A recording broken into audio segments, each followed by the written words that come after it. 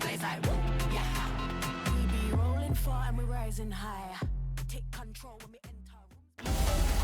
He hooks himself back in. They want it. Kiffy's not able. It's a pentakill. Second, they'll find a second. Chippy is on an absolute tear right now.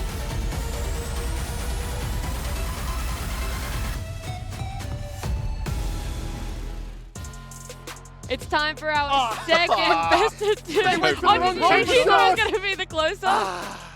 If I keep talking, you could maybe do your bit if you want, Skim. Look, I thought they were going to go back to your camera exclusively. And you're just going to And it was just going to be a there. floating dare ice coffee there. And you'd be like, wow, guys, what is that? What does it mean? I don't know. Even our production walking by us, smirking, smiling, confused, wondering.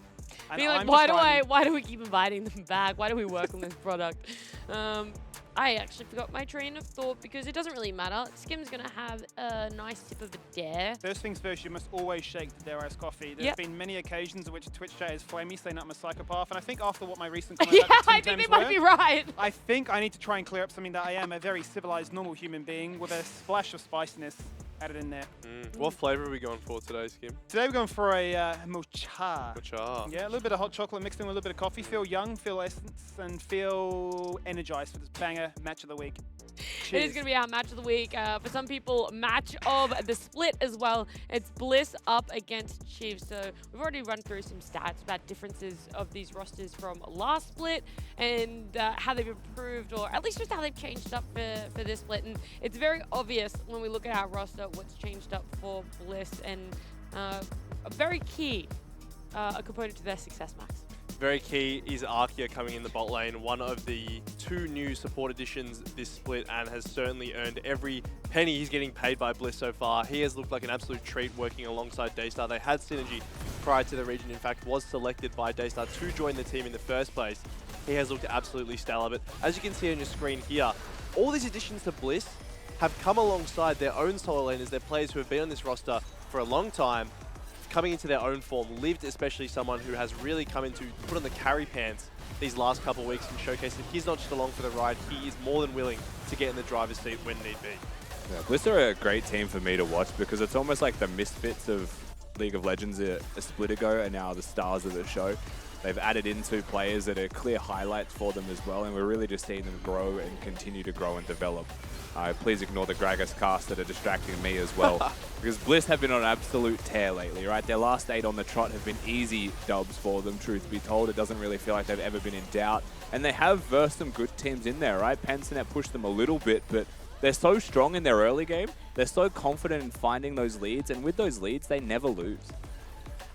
I really like what you said, Rusty, where you're like, you know, you look at split ago or even last year, a lot of these players just weren't on anyone's radar. Like when you look at this and the state of OSA of what it was, the biggest person that would have been on the radar is Lived. And whilst he's shined in this team and he's done an amazing job, everyone stood out in their own ways. Everyone is you're able to depend on, and everyone's able to pull their weight when it comes to whatever team comp that they want to run. So it is quite funny that you look at the history of maybe how long these players have been playing competitively in the back end. They've just never really been in that spotlight, and now they just work so well together. And they're rivaling. They're tied in first place with Chiefs at the moment. An org that has had quite a lot of success after success after success. And we've got Babip in jungle there for Chiefs today. We don't know if it's going to be both games. Could be, might not be. But for now, we do know he is playing in game number 1. And the advantage that it will be bringing for Chiefs in their biggest match against Bliss, they've decided to put in Babip. Yeah, so for Chiefs, you know, having Kevy and Babip as options I think is really nice for them because they do reflect different styles. We've seen Kevy come in, try and play the utility, but he is more of that carry player. I just said Kevy, combining the words Kevy and carry. I like it. But Babip is a bit more utility, right? Has some big games himself, can 1v9. We've seen genuine 1v9s on the Wukong and the likes from him as well, but defaults to that utility because he knows he has Kisei in mid lane. Very reliable carry. Very big clutch game player as well. Right, he's got Raze down in bottom lane that seems unshakable in the way that he plays League of Legends, even in those best of 5s in finals. Seems like nothing really gets to him. And so when you've got a team like that, all you need to be is consistent, be reliable, and let those players shine. And I think that's one big thing that Babip has for him. Though I will say, in recent weeks, the Chiefs have looked a little bit more beatable than they have for the rest of the split. They haven't been perfect. They have shown some weaknesses. And I think that's something that Bliss will look at today and really try to attack. Yeah, I would say on 13-12, Blister definitely looks a lot stronger, so I think recency bias is going to favor them to be the slight favorites in this one, but I think the conflicted opinion that both Schönfire and Violet shared, the fact that it could be a draw certainly speaks volumes, right? That there is this caliber, there is this degree of skill that Chiefs possess, and perhaps it is as simple as saying, you know, Babbitt is a little bit more in form. It was the roster they used to win the DreamHack finals with, so let's just run it back one more time. Raze obviously informed himself, found a pentakill the other week, obviously got a pentakill against Bliss in the grand final Outlands, so I think just a culmination of everything coming together at the right time. Yeah, certainly shouldn't just be a flat outright defeat by any means. Yeah, I mean, these two teams are the same points right now on the leader. They're both vying for the #1 spot. If either one gets a 2-0, that is going to put them outright #1 victory in the regular split. But it's not just the leaderboard, Skimmy, that they rival for. We've got a lot of stats that these two teams have that they're sitting in either first or second for.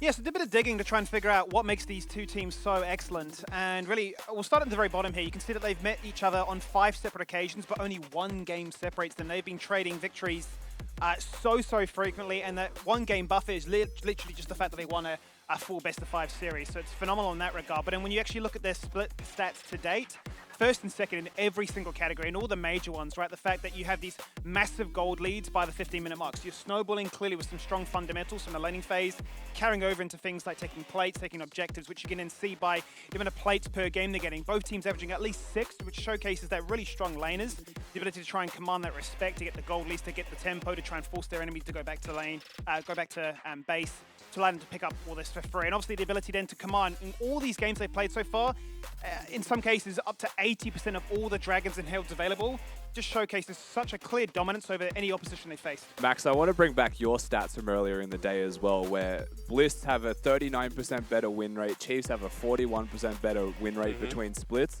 And let's think about why.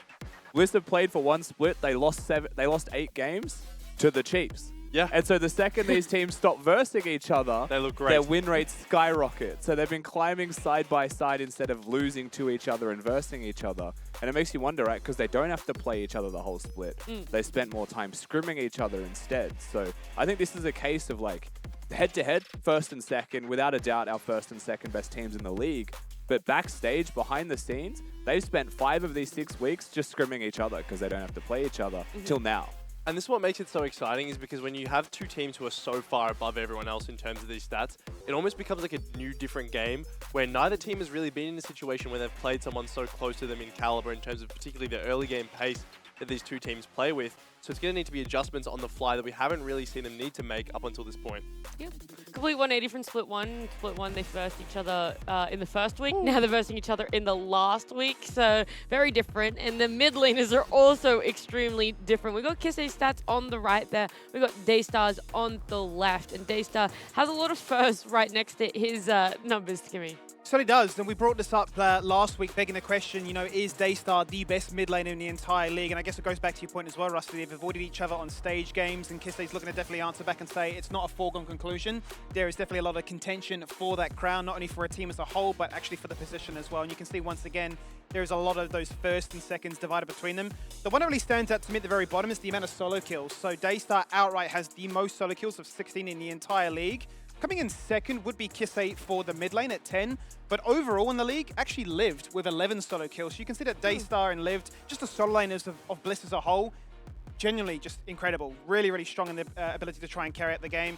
And what I mentioned at the very bottom there, some of the champion crossovers that we've seen from both these players, both phenomenal Akalis, the only Akali players we've had. Definitely don't stray away from the likes of a Silas as the draft fits in. There's enough ultimates for them to have a bit of an impact. Both would love to play the Cassandra if given an opportunity, and definitely like the Jace as well, where they've had some phenomenal like 10, 12 kill games, right? So expect to see potentially some bans targeted towards them. If not, then it's not going to be a calm affair there in the mid lane. Well, that could be the lane that we're keeping our eyes closed on, but it's not the lane that we're going to be talking to. We do have Lemus from Team Bliss joining us here. Hey, Lemus, look, this one is a massive game for you guys coming up against Chiefs. Obviously, this massive story around the rivalry, but before we talk about what happens on stage, how is the behind the scenes been going? Obviously, you guys have been scrimming a lot with Chiefs. Does it instill you with confidence, or it really could be anyone's game here? I mean, I think it could definitely be anyone's game here. We haven't scrimmed versus the Chiefs in like a few weeks. obviously, because we like playing against each other. Yeah, I mean, I'm confident going into this game, but you know, like they are the Chiefs. I think they're our most contested opponent. So above all else, I'm just really excited. Speaking of them being your most contested opponent, take us through how different this game is in regards to like all the other games you've played versus teams who are 8 points, 9 points below you in the standings.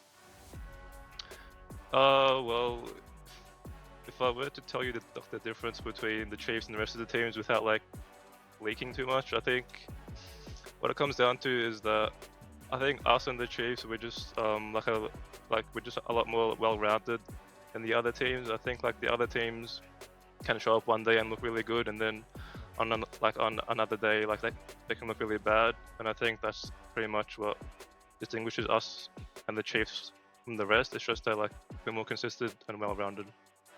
What area of gameplay would you say you have over Chiefs? So even though both of you guys are quite well-rounded, you have this early game, you guys are really strong in your lanes, you obviously take team fights in the way that you want it to be. Is there a certain aspect where you're like, no, we know that 9 times out of 10 we will always beat Chiefs in that area? Yeah, I think we're very confident when it comes to our laning. We believe that we have the upper hand against the Chiefs when it comes to laning. I think as well that when it comes to skirmishes and fights, I think we can execute better and we have better mechanics when it comes to them. I think the Chiefs are pretty good at playing the map and setting up and stuff like that. So I think that's where their strength lies, and our strength lies in like the team fighting, I think. Yeah, that's nice to hear. Perfect. Well, looking forward to seeing how your strengths stack up against each other on the Rift. Should be a blinder of a series. Best of luck, Bemis. Thanks, guys. See ya. See ya. I really expected him to not stop. Like, when he was saying things we're better at, he was like, okay, so we're confident laning. Yeah, we have I the was like, upper hand oh, at this rate, Team is fighting, there anything drafting, you laning, skirmishing, Yeah. map rotation. But apart from 700 that, HP. Teamwork, side picking, drafting. It would have been funny if he just summarized and goes, yeah, I mean, that's it. I think we're just better. And then you're like, oh, Wait, okay. isn't there that copy pasta where it's like, oh, this team is actually really good. All they have to work Yeah, on is every facet of the game. I wish he hadn't done that, except the Drafting, laning, inverse, where it's like, team yeah, we're fighting, really last good at all of this sort of stuff. Yeah, Oh. he's confident though, right? I respect the confidence, saying that the fact that him and the Chiefs. It was a humbled confidence. Yeah, it wasn't Fine arrogance line. by any means. Yeah. But the fact that he is confident in how well-rounded him and the Chiefs are, right? That puts them above the rest. I think is a positive sign that they're very self-aware. Yeah, that's why it makes this series our match of the week, potentially match of the split. We've spoken to Team Bliss. Now let's speak to Chiefs. We've got Raze on the line here. Raze, how are you feeling today coming up against Team Bliss? This is going to be your last series in the regular split. Yeah, always pretty confident to go up against Bliss. I think on stage it's very predictable. I think both teams are quite predictable in how they want to play, but yeah, I think the split, ever since they've like brought in Akia, it's a much more bot-centric team, so should be quite obvious how they're gonna play through this game or this series. Speaking of them being more bot-centric, I wanted to get your overall take on, this is a matchup that's been played out countless times over Split 1 and now. What do you think is the biggest difference in the way you stack up at this point compared to your meetings in Split 1? I think the biggest difference would just be like just the big game moments, especially like past early game. I think when it comes down to just map movement and team fighting, we have an edge over them. Cool. Sorry, I thought you had 2. That's my bad. I want to ask Raze then, like, how you've been feeling with this 2 junglers, because there's been a lot of mixed conversation between us, potentially other players as well in the LCO, where 2 junglers could be a hindrance to you guys. Do you think it has only given you more strength, or even you yourself can see the potential downfalls for it, but you worked through it? Yeah, I think it's definitely hard for both junglers to, like, especially with how little amount of scrims you actually get in those, especially ones that are beneficial for them as individuals, but I think for a team, just to have like that 6-man watching, reviewing the games, it helps like with the support stuff a lot, and it just helps with like discussions and just how the game is meant to be played. So I think for a team aspect, it's pretty good, but like for the actual junglers, I can understand like how it'd be difficult for them. And how much would you say your recent performance on stage games has impacted why you've gone with Babbitt in game number 1, at least here today, for your jungler? Or is it maybe something more behind the scenes than just your official games? I think it's just more behind the scenes. Maybe because Babip's more like comfortable going up against Bliss. I don't think there's a big reason for it, but yeah, I can't really answer that, to be honest. Yeah, no, that's totally fine. That's a great answer. Thank you. Well, you beat him in split 1 with Babip. White fixed what's not broken. So anyway, best of luck in tonight's series. Should be a blinder. Thank you. So yeah. Well, there you go. There's not really too much into it. Don't try and speculate a whole lot, but they've got the comfort on Babip against Bliss. He knows them probably in and out a lot better than Kevy would know. And yeah, it is just a lot more of what's happening in scrims too. As experience, like Max mentioned as well, right? They've beaten them with Babip before. I think the fact that he is that calm, measured person, and the fact that the game's more bot-centric, Babip loves a good bot gank. Yep. Loves a good bot gank. Loves a good gank bot camp. We saw that a few times, didn't we? Yeah, about 8 times in a row in every game by an average, I think. So I think it makes a lot of sense to be able to play towards the bot side as a win con. Also, just quickly, Ray said team fighting was where they I know, I was going to bring that one up as well. Team fighting was where They had both the think edge. they're better at the team fighting, so that could be an indicator of what they want to go for team comp-wise as well when we do eventually get to the draft, but that's things that we can only really speculate with, and starting the game will only give us answers. But before we get that far in, we want to look at side select, because, wait, what? Bliss have gone for blue side, and Chiefs have gone for red side. Jace Maokai. Maokai first pick. I need to check Twitter to actually see if one or has he actually. He's already posted it. Okay, great. We checked So it before. It's that think we know same, what's coming. Yeah, it's that same GIF on repeat. Maokai versus Viego once again. Up the escalator. Walking The into guy first walking pick in. Maokai. Lock Jace. Instantly win the game. Well, if you have faith in Oh, why dear. not meme tweeting abilities, or what they could potentially be picking for themselves, our Dare fan vote is where you want to put your faith. You can use your channel points up there, just above Rusty's head in the top. I think it's the top right. I said top left earlier. It's top Our right. left. It's our Stage left. right. Stage Your right. Yeah. Is it even stage right? I don't know. I didn't do theater. Can you imagine there's somebody like Yeah, really stage right is stubborn the in Twitch audience. chat? She said left. I don't see anything on the left. I'm She's clicking wrong. out. Done. You've I'm lost a Close viewer. the tab. You will Anyway, not have me watching. Dare fan vote is in the right, so use your channel points to predict Oh, who will dear. be winning this first game number 1 for yourselves. Our predictions are surprisingly more.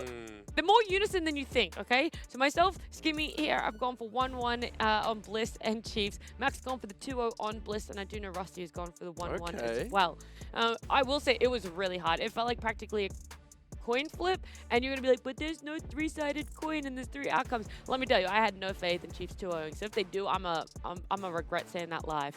That is, I think, the one consistent feature we all like. Yeah. I was debating between Bliss 2-0 and a draw. That's it. I never considered a Chiefs 2-0. And I And that's think, telling. yeah, I think that's telling, and I think that's also a bit of recency bias. Because Chiefs have looked, of the two teams, the most beatable in the past 2 weeks, right? They lost a game to Pentanet. They were pushed by Direwolves. For me as well, like, I had to look back at those games and what the difference was, and it felt like mid-agency, mid-move, right? The ability to play around mid lane, set up the teams that verse the Chiefs a lot more to actually find angles and plays in the game. And I think the Bliss are a team that can do that, right? Daystar's the star of the show. You saw his stats earlier. First in every role. Why not plays through mid? So I think that they just have the tools to beat the Chiefs. I was going to say, I think mine's very similar. It's 2 things. It's one, that we saw Chiefs crumble when they had to play from behind in that game that they lost against Pentanet.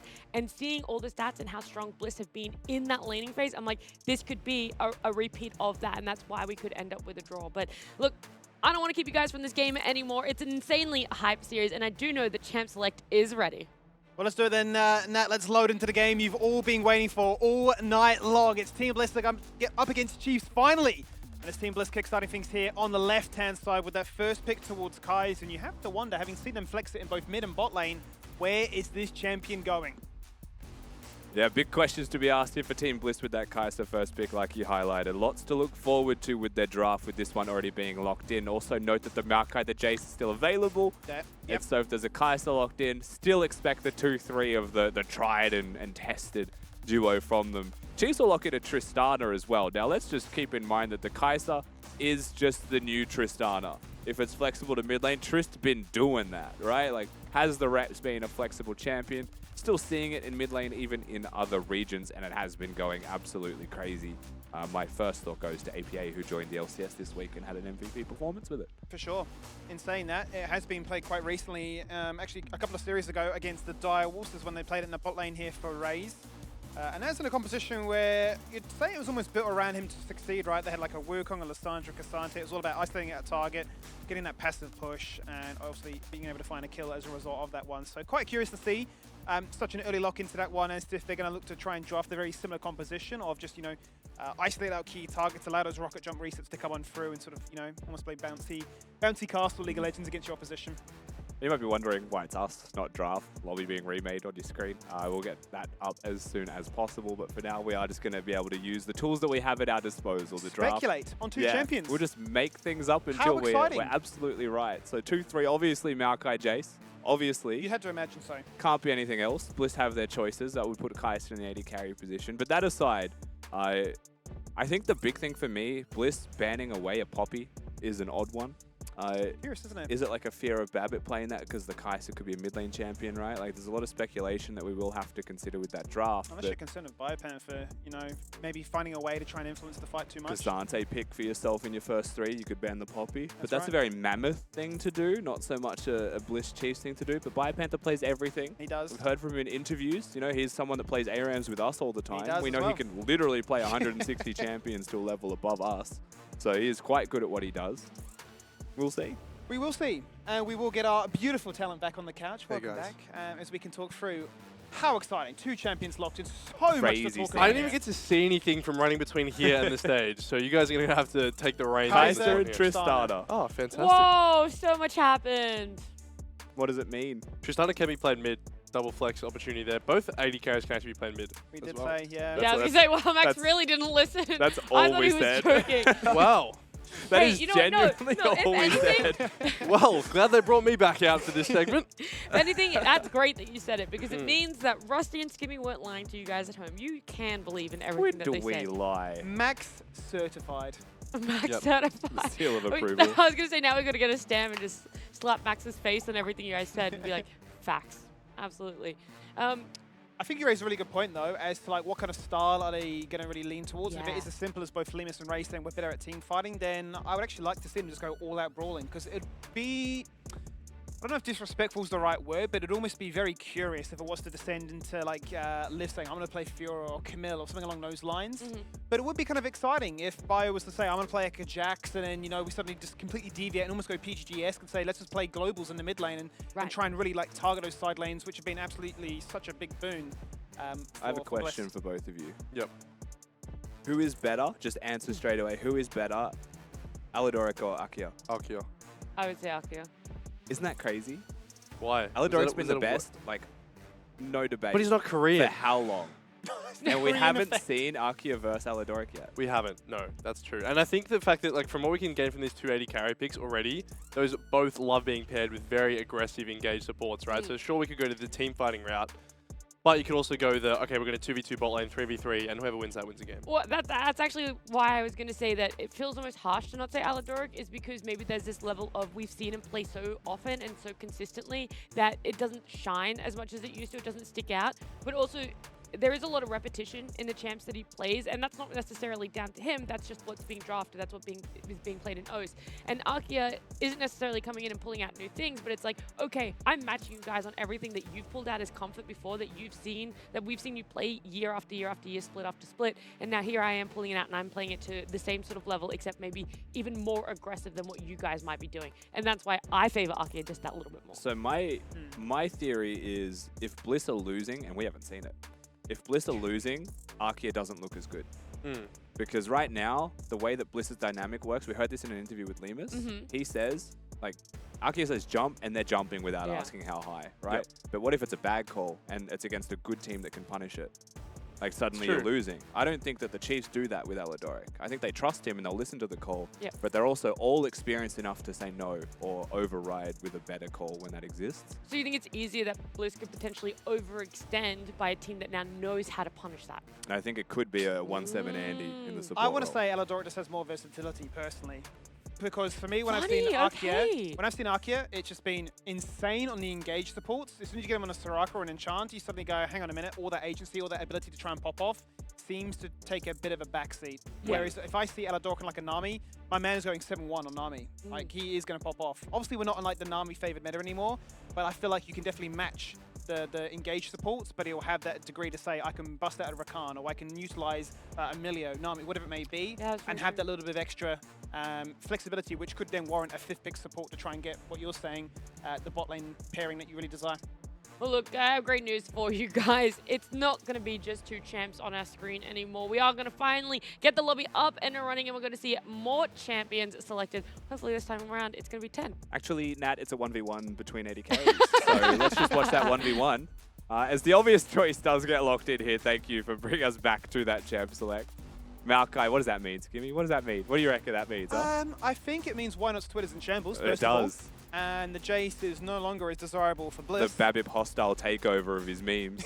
Absolutely. So Sejuani has risen the ranks as a result, which certainly means then that mid and top lane are going to be that much more exciting to watch. It does also mean potentially the Jace to follow, right? So denial perhaps of the Maokai Jace. Tristana can still be a mid laner, so I don't think that matters too much. Maybe Chiefs want to hold the flex, but ultimately the Sejuani Jace I still think achieves the desired effect. Sure. Of having Jace that can be really dangerous in mid lane, having a melee character that can work with a Sejuani as well with the hammer form. So they've got a pretty dangerous duo, as this hover would almost confirm the mid matchup, which would be a very early lock-in of the Xayah, which I think to me is just saying you've gone for Sejuani, you've gone for this reliable engage tool, denied, right? We've got a Maokai and a Triss that are going to be going forwards. You already have another carry. I'm going to be self-sufficient. Yep. And that's how we play this comp out. Now it's all about making sure that we limit the impact that you have to try and snipe us off. So deny the Gwen first and foremost. And I do anticipate perhaps a couple of support bans as well to try and make life a little bit more difficult for either side, given that we just had that conversation. But it's going to be exciting to see, the fact that they will be showing a Tristana. It's been such a long time. Yeah, looking at a Rakan ban, probably the only one that they really need to get rid of here from the side of Team Bliss. If you were to draw questions into what it will be after that, maybe a Nautilus if you're looking to play Leona, which I think this is a Leona comp from Bliss, which is why I bring that up. Just to kind of give yourself the best in slot support remaining, but Chiefs also have that 4th pick. So I probably wouldn't even go for a support ban as my last ban here from Team Bliss. I'd consider maybe a top laner to have some kind of favorable matchup for Liv, because it may well be a blind pick. And it's Chiefs that actually choose to do this, right? Because they have the choice of the 4th pick. There are the support bans then, so ball's in the other court now for Bliss to figure out, okay, what are we playing for? What are we looking to try and deny from Chiefs getting their first pick as a response into this? If it were to be the top laner, I mean, is there anything that you're really concerned about? You already denied away the Poppy as well as the Renekton, unless you're looking to try and whittle down some tanks like an Ornn or a Sion perhaps, but ultimately say the Rel is denied. Fun fact, 2 games to support Gragas have both been played by Arkia into the Rel, 100% victory. But they are going to deny it here today.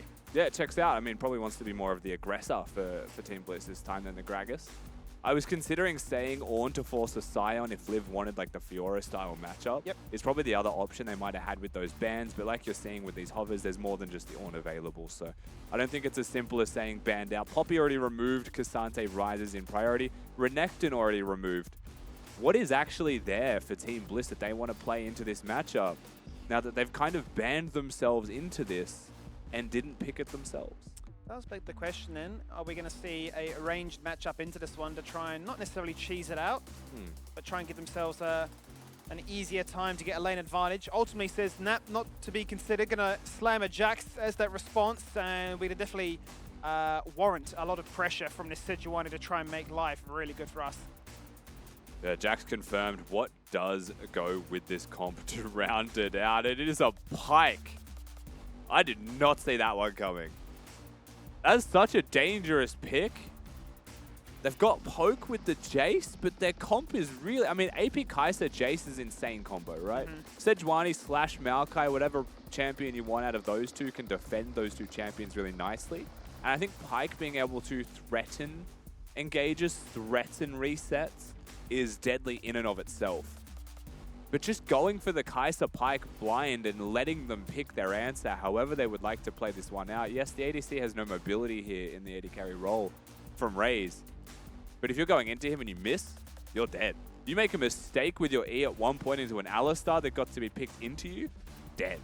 You don't get to play the game out. It is a dangerous pick. It really is dangerous. And I think it's a proven effect that it's worked into Pentanet. We saw it so successfully, right? You just completely poked out. It is fairly weak until it's not, which sounds funny, but obviously the items come through, the evolution of the skill abilities come on through, and once mid-game comes rolling around, you just become so devastating, right? And the fact is that I'm imagining then the pipe becomes that kill confirm, that ability to make sure that no fight is ever going to be a fair numbers advantage. But in terms of what Chiefs answer back with their fifth and final being the Alistair of all things, surely they've got themselves enough agency now to not fall victim to all this harass, all this poke before they can look to try and find that desirable flank or that perfect answer to shut things down. I think that is definitely possible, but that's going to be very reliant on vision and setup, right? And so think back to the interview that we had with Lemus and with Raze, and the conversations that we had, right, that was asked very good questions from Nat and Max about this. What makes you better? Yeah.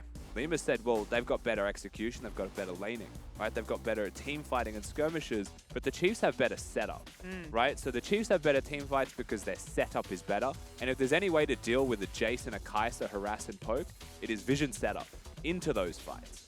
So I think that's what it's going to come down to here ultimately, right? You're going to get harassed, you're going to get resets on the pike if you're not careful, but Chiefs are the most careful team that we have. That they certainly are. Well, let's load into the Rift then, Rusty, for our final best of two of the night, and the one you've all been waiting for. The bell at the top of the table. Your finalists from Split 1 finally meet in Week 6 here and look to answer all the questions we've been really posing throughout this rather short split as to who is the best team in Oceania right now.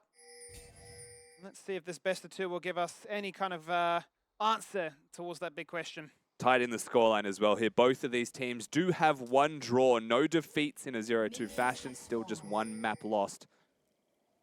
And the question can finally be answered, not just in our match of the week, but right now, most likely the match of the split between Team Bliss and Chiefs. Winner gets first place. If they tie, we have a tiebreaker for first place again after. And it may not be the last time that we see these teams face off, but it will be the first time. Certainly will be, to showcase just how much has changed between Split 1 and 2. I'll throw the question back to the support conversation, right? You mentioned before that Arkia, may find himself in a situation falling behind. I feel like the Pike is very much like the Yasuo of support. You either go 10-0 or 1-10. Yeah, that's true. Right, so I feel like if there ever is a case to be volatile, you've got to be really on your A-game here. Alistair does that a bit as well, right? Is one of the weakest level 1s in the game, can be exploited by double range matchups, but I guess Arkia feels a similar vein with the ability to throw out those hooks, right? Just off cooldown. If they miss, they miss. That is the advantage of Pyke. In the same way a Blitzcrank can throw a hook, but Pyke just has a little bit more utility than that Blitzcrank in laning phase, because you have the ability to use that dash forwards or just swayed engages onto your teammate using the E sideways. So it's going to be a very important lane for us to look at, and volatile is definitely the word that I would use to explain any Pyke matchup. So eyes will stay peeled there, but a Jax Cassante top can be just as dangerous. If a Sejuani or Maokai gank a lane, anywhere can die. There's a lot to look forward to in the laning phase itself. And as the lane kicks off proper here, it is just Team Bliss getting the early push in most of their respective lanes. They certainly are. As you saw on your score or on your screen rather just before. Maybe a game with a little bit more personal pride on the line for Raze, especially his 100th game in the LCO as well. Would love that one to go down as a rather memorable victory, but the first gank potentially looking to make its way towards mid lane, level 3, double buff. He's going to be spotted as you mentioned. I think if they read body language here, though, you can tell that there is a ward somewhere. So the question mark ping was used in the bot bush, so they know that there was a ward there. They didn't know that there was a second ward already placed in the bot side river. Spotted in 2 locations is Arkia, which was a tell that the Sejuani was nearby. And they're able to get that counterplay off. But Babip gets his opportunity to push out here as well. We'll clear some wards. And we just continue our laning as usual with a little look in there from Team Bliss more than anything else. Why not still standing on that ward that spotted him earlier? Does get pushed back. They certainly do, but now Race is in trouble. He's forced to burn the cleanse, and the stun was going to be so strong. As a result, the Blade Caller comes on back, puts Arkia in trouble. The Ignite is there, the Grey Health is not enough. And there is first blood. You've hit the first strike, but you've not got the first kill. And Chiefs are off to a flying start. Just like that, lost the game to the cleanse from Raze. They find their mark, they find their target. Bliss chose the skirmish, but Arkia falls on his own sword. And a fantastic start here for Raze and Aladoric. Certainly is the best case start for them when you are looking to try and put a bit of a microscope on the bot lane as to who can look to try and showcase that little bit of extra skill and flair.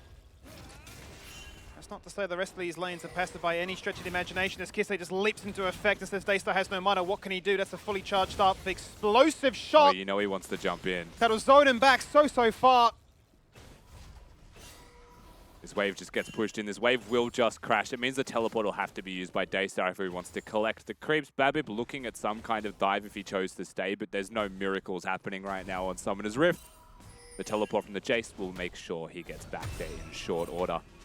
Top lane BioPanther has to teleport here as well, Skimmy, because he was pushed out by the Jax, who can afford himself a free reset if he would like without the use of the teleport. Depends how he wants to play this one out. And just like that, every teleport that exists on Summoner's Rift is gone. The same timing. All burn in a moment. All want to get themselves back into lane and not give up any real inch of the map at this stage. Really trading fairly effectively in that regard, and you can see no major divide at this moment just yet. The real difference being at that first blood. Both junglers denied their level 3 gank. Much to your point, vision control is going to be of the most paramount importance. It'll be interesting to see where that really finds its most success. And the big thing for me here as well, right, is not only are the Chiefs now comfortable in their lane, they can do engage aggressive moves like you're seeing. Pyke can still zone them. It certainly can. It's the second cleanse burnt now, so both AD carries don't have that one available to them. But it isn't winning, right? Bliss are just losing. This really aggressive, unpredictable pick of the Pyke is currently hurting them in that bottom lane. Not in a way that's game losing, but in a way that just loses control of the lane, loses priority of the lane. Doesn't really allow agency to Arkia to roam, and Pyke loves roaming. You want to be able to leave the Kai'Sa down there to be self-sufficient, but she also just used that cleanse. Ignite's about to be back up for Alidoric, and you may actually just be landlocked. You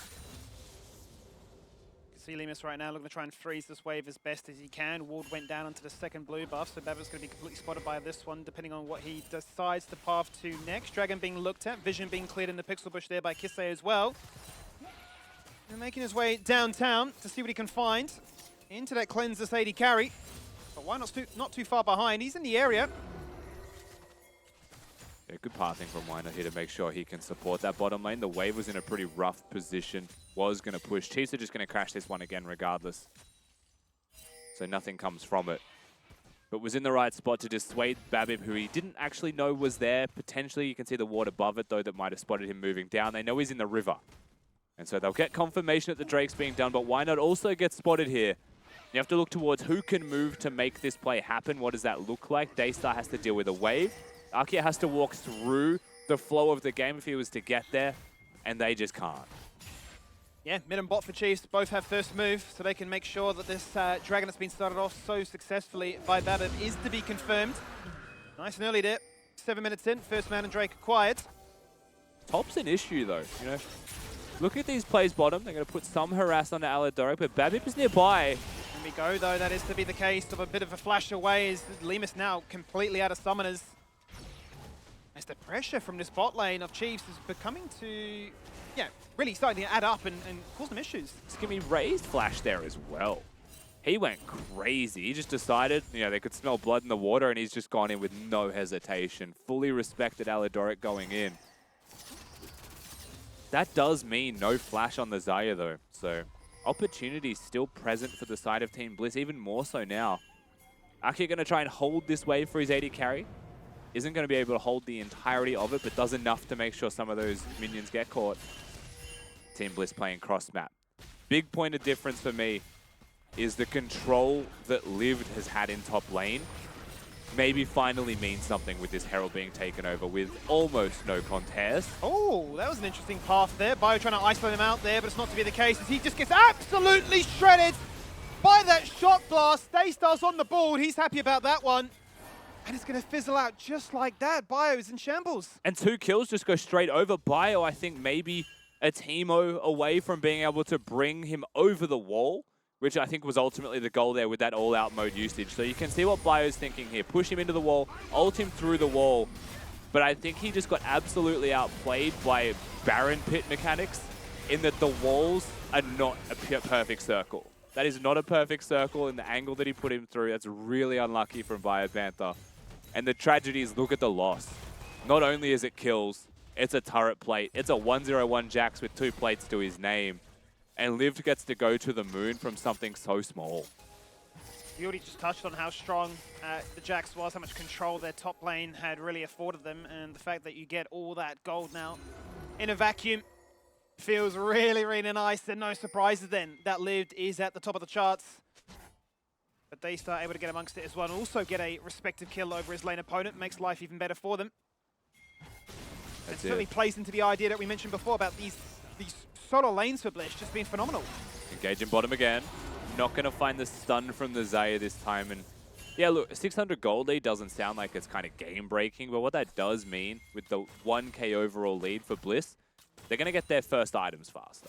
And that could mean the second Drake, you know, could just be free for Team Bliss, or if Chiefs choose to contest it and they mistime their fights, suddenly they're dealing with mythic item spikes compared to not having them themselves. There's a little bit more to be careful about here, right? But again, when all said and done, Chiefs controlling the bot river, not giving anything over to Bliss without their knowing. A clear pattern already been found in the first 10 minutes here that the bot lane exists to Chiefs, whereas the top lane exists. There's a point of strength here for Bliss. As you can see, Adadoric relentlessly looking to put Arkia under the pressure here. So you pick this Pike, I'm going to make your life a bit of a misery. And Arkia and team comms, yep, found him again. Has his Merc treads, doesn't want to die. White Panther flashes in top lane as well, so we'll respect that and get himself out to safety. Speaking of boots, Skimmy, not only is it the Merc treads from Arkia, it's the boots of mobility from this Alistar. Aladoric feeling himself in this game. Says, if you're going to roam as Pike, watch me do it better. If I'm winning bot lane, and I can just win everywhere as a result of that one. Arkia looking for the Bone Skewer and will interrupt that recall back to base. 1-0 in the support matchup. Yeah, just been a bit of a pest. Nothing more than that. You know he wants to stop that recall again. He just doesn't know how many people will be in the bush if he attempts it. Blue buff Sports. Alidoric spotter going back to base. I don't think that'll mean anything. Keep your eyes on top lane right now as well with the Sejuani moving up here. Opportunities do exist, but the Counter-Strike was just used. So I think it's just going to be a Herald Summon and a Tower Force. Bear in mind, Biopanther did just burn his flash before to the fact that Why Not showed his face. And nobody from Chiefs is here to assist, not a single teleport available to help. And Babib on the bottom half of the map as well, so it will just be the summoning of Shelly and the guaranteed turret as a result of that one. Why Not is recalling back to base. And Liv's going to try and just give him a few warning shots there as well, and you can see such a clear divide between both these teams. Nobody really sure which way this result's going to go. An incredibly close Dare fan vote there. No one's certain, and I mean, that makes a lot of sense. 7-8 is the overall head-to-head between these teams. Teleport in bottom. Raise the focus right now. Featherstorm buffers out what could have been a massive stun, but the Counter-Strike is going to get knocked up, and they will not take the Xayah down. Well worked by the bot lane of Chiefs, but Kisly's now in trouble so far. So rocket jump away to safety. And will the fight continue becomes the question here as Liv just jumped in. Counter-Strike onto 2.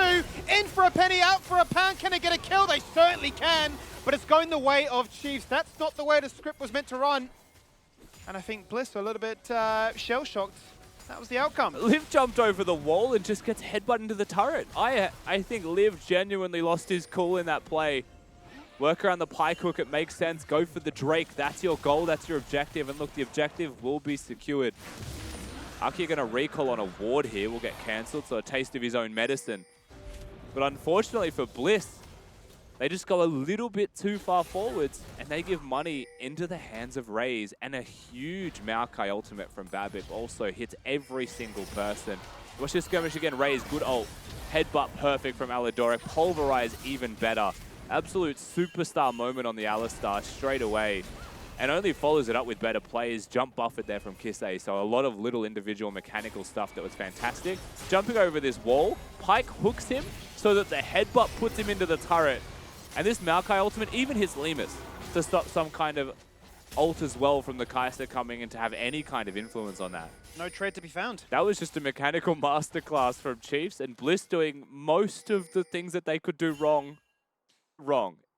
That Bone Skewer was definitely working against the enemy team, wasn't it? It was really like, here, have a freebie.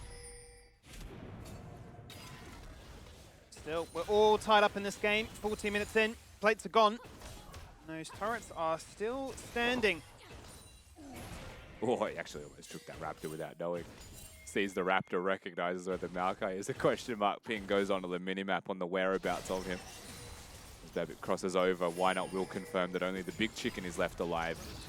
Team Bliss now move their way back towards bottom to try and protect Daystar. They dare look for this kill is the question. The Blade Coddle's already been burnt. Raised the focus, instant flash showing respect. Alice has burnt the ultimate. And that is the fadeaway accelerated shock blast. Just remember the Pike ultimate is still there. Good attack from below, could find those resets. They have to respect that one. The blinking health bars of the Chiefs will disengage and get that reset off. Sacrificing a mid lane turret here though for Bliss. Not something that I think they're going to be too happy about. You can never let the Tristana sit by herself with a tower, not for long.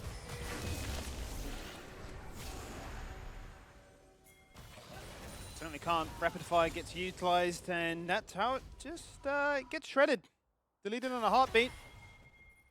Second Herald though being picked up here by Bliss. And making life just a little bit easier for them to work their magic across the map, having only found the first turret. They'll be looking to break open the mid lane as well. I think a pretty big turning point in this game was that mid lane turret starting to drop. It just opens up the map so much for Chiefs, and spoke about this earlier, but their ability to play on flanks with the comp that they have can be pretty devastating. Cassante can find angles in mid lane now, right? Maokai, obviously, with the ultimate, having more angles to throw that out from means that it's easier to get those engages off. Alistar with Hex Flash, certainly a key feature in this. And Ray's one of those champions that's self-sufficient enough that they can't just all-in engage on you, because if they run towards you, the flanks are really easy, and you provide the setup just by being that Xayah. Here we go though, Aladoric looking to try and knock up everybody and keep them interested, because there is a deep TP onto the enemy Raptors. Biopanther looking for the wraparound right now, looking to try and isolate a key member. It's only Daystar that presents himself as a viable option, but the Herald will be burnt in mid lane. The Chaos will be enough to guarantee that headbutt confirms. But the turret is still standing, and as much as you can not afford to let a Tristana do their own thing, same could be said for a Jax. Yeah, certainly can take out some turrets. And for just a moment there, Skimmy, we talk about the flank possibility. You see it almost happen. Doesn't quite eventuate, but a Maokai ultimate used. The Pike Grasp is on, and that's Aladoric looking to flash in to try and make something happen. So Ark here is the first one to fall on down. Kislei's filling himself with his rocket jumps in. The ultimate, where on earth was that going? That was being chucked into game number 2. And a TP to collect all the minion and all that golden bot lane. Why Not does discover another dimension with that ultimate, but is also about to discover 2 other people as they push towards Daystar. He misses, but he's still here. That's what matters. Oh, he's gone in for the flash pole. The target is killed. Daystar, stun him, knock him up, and jump him into the skies as he actually gets a helping hand there with the Buster Shot, but a beautiful jump away denies Liv. As he's looking to try and get what he can. He somehow gets it. As it's Daystar to pick up the kill, but it's the 1-for-1 so far. Lemus is now here, the turret will fall on down, and Raze is forced to burn that Featherstorm. He doesn't have any summoners, so he is resigned to death. Kisei, with his last breath, leaps in to get another, but Daystar's managed to pick up 2, and now has a massive bounty. And left, right, and center, people start to drop. Daystar is the biggest winner of this transaction, however, with all of those kills. Chiefs will get the turret, right? This engage, Why Not is having a real tragic moment, and I want to highlight this for a couple of reasons. 1, if he hits some of these abilities, Aladoric gets stunned faster. 2, he tries to min-max and doesn't stun Aladoric here, and tries to go for a second target, which means Aladoric lives, which results in Liv now trying to go forwards to confirm the kill, who then just dies, right? So this could be a different skirmish if they just played for the 1-for-1. But the Chiefs choose to stay for the turret. They don't get the kill onto Arkia, who jumps forwards from Kisei to try and confirm that one, and he sacrifices himself. So this is a game of inches. This is a skirmish where 10 HP is the difference maker, or one decision is the difference maker for both squads. And multiple members having to overcompensate to try and fix the kill that just did not get confirmed. Aladoric completely isolated, running as quickly as he can to the blast cone, but denied by Liv. The Glacial Prism locks him in place, and without an ultimate, he has nowhere to go. Just a squishy cow taken on down, and that could not come at a worse time here, because Dragon number 3 is up and available, and Bliss are ready to pounce. Does still mean it's going to only be the second Drake of the game here for Team Bliss. Chiefs already having a Mountain Drake themselves. And so it's not something that's going to be like a hyper acceleration on this game by any means. And the crazy thing is, Skimmy, you know, we're 19 minutes into this one. We've seen a couple of mistakes here and there. Maybe it's nerves, you know, maybe it is just being too aggressive and mistakes naturally come from that. Whatever the reason is, we're looking at an almost dead even game still. At most, with this turret falling, 1,000 gold could stretch to 2 with the mid lane tower here as well at risk. But 2,000 is not enough to win a game.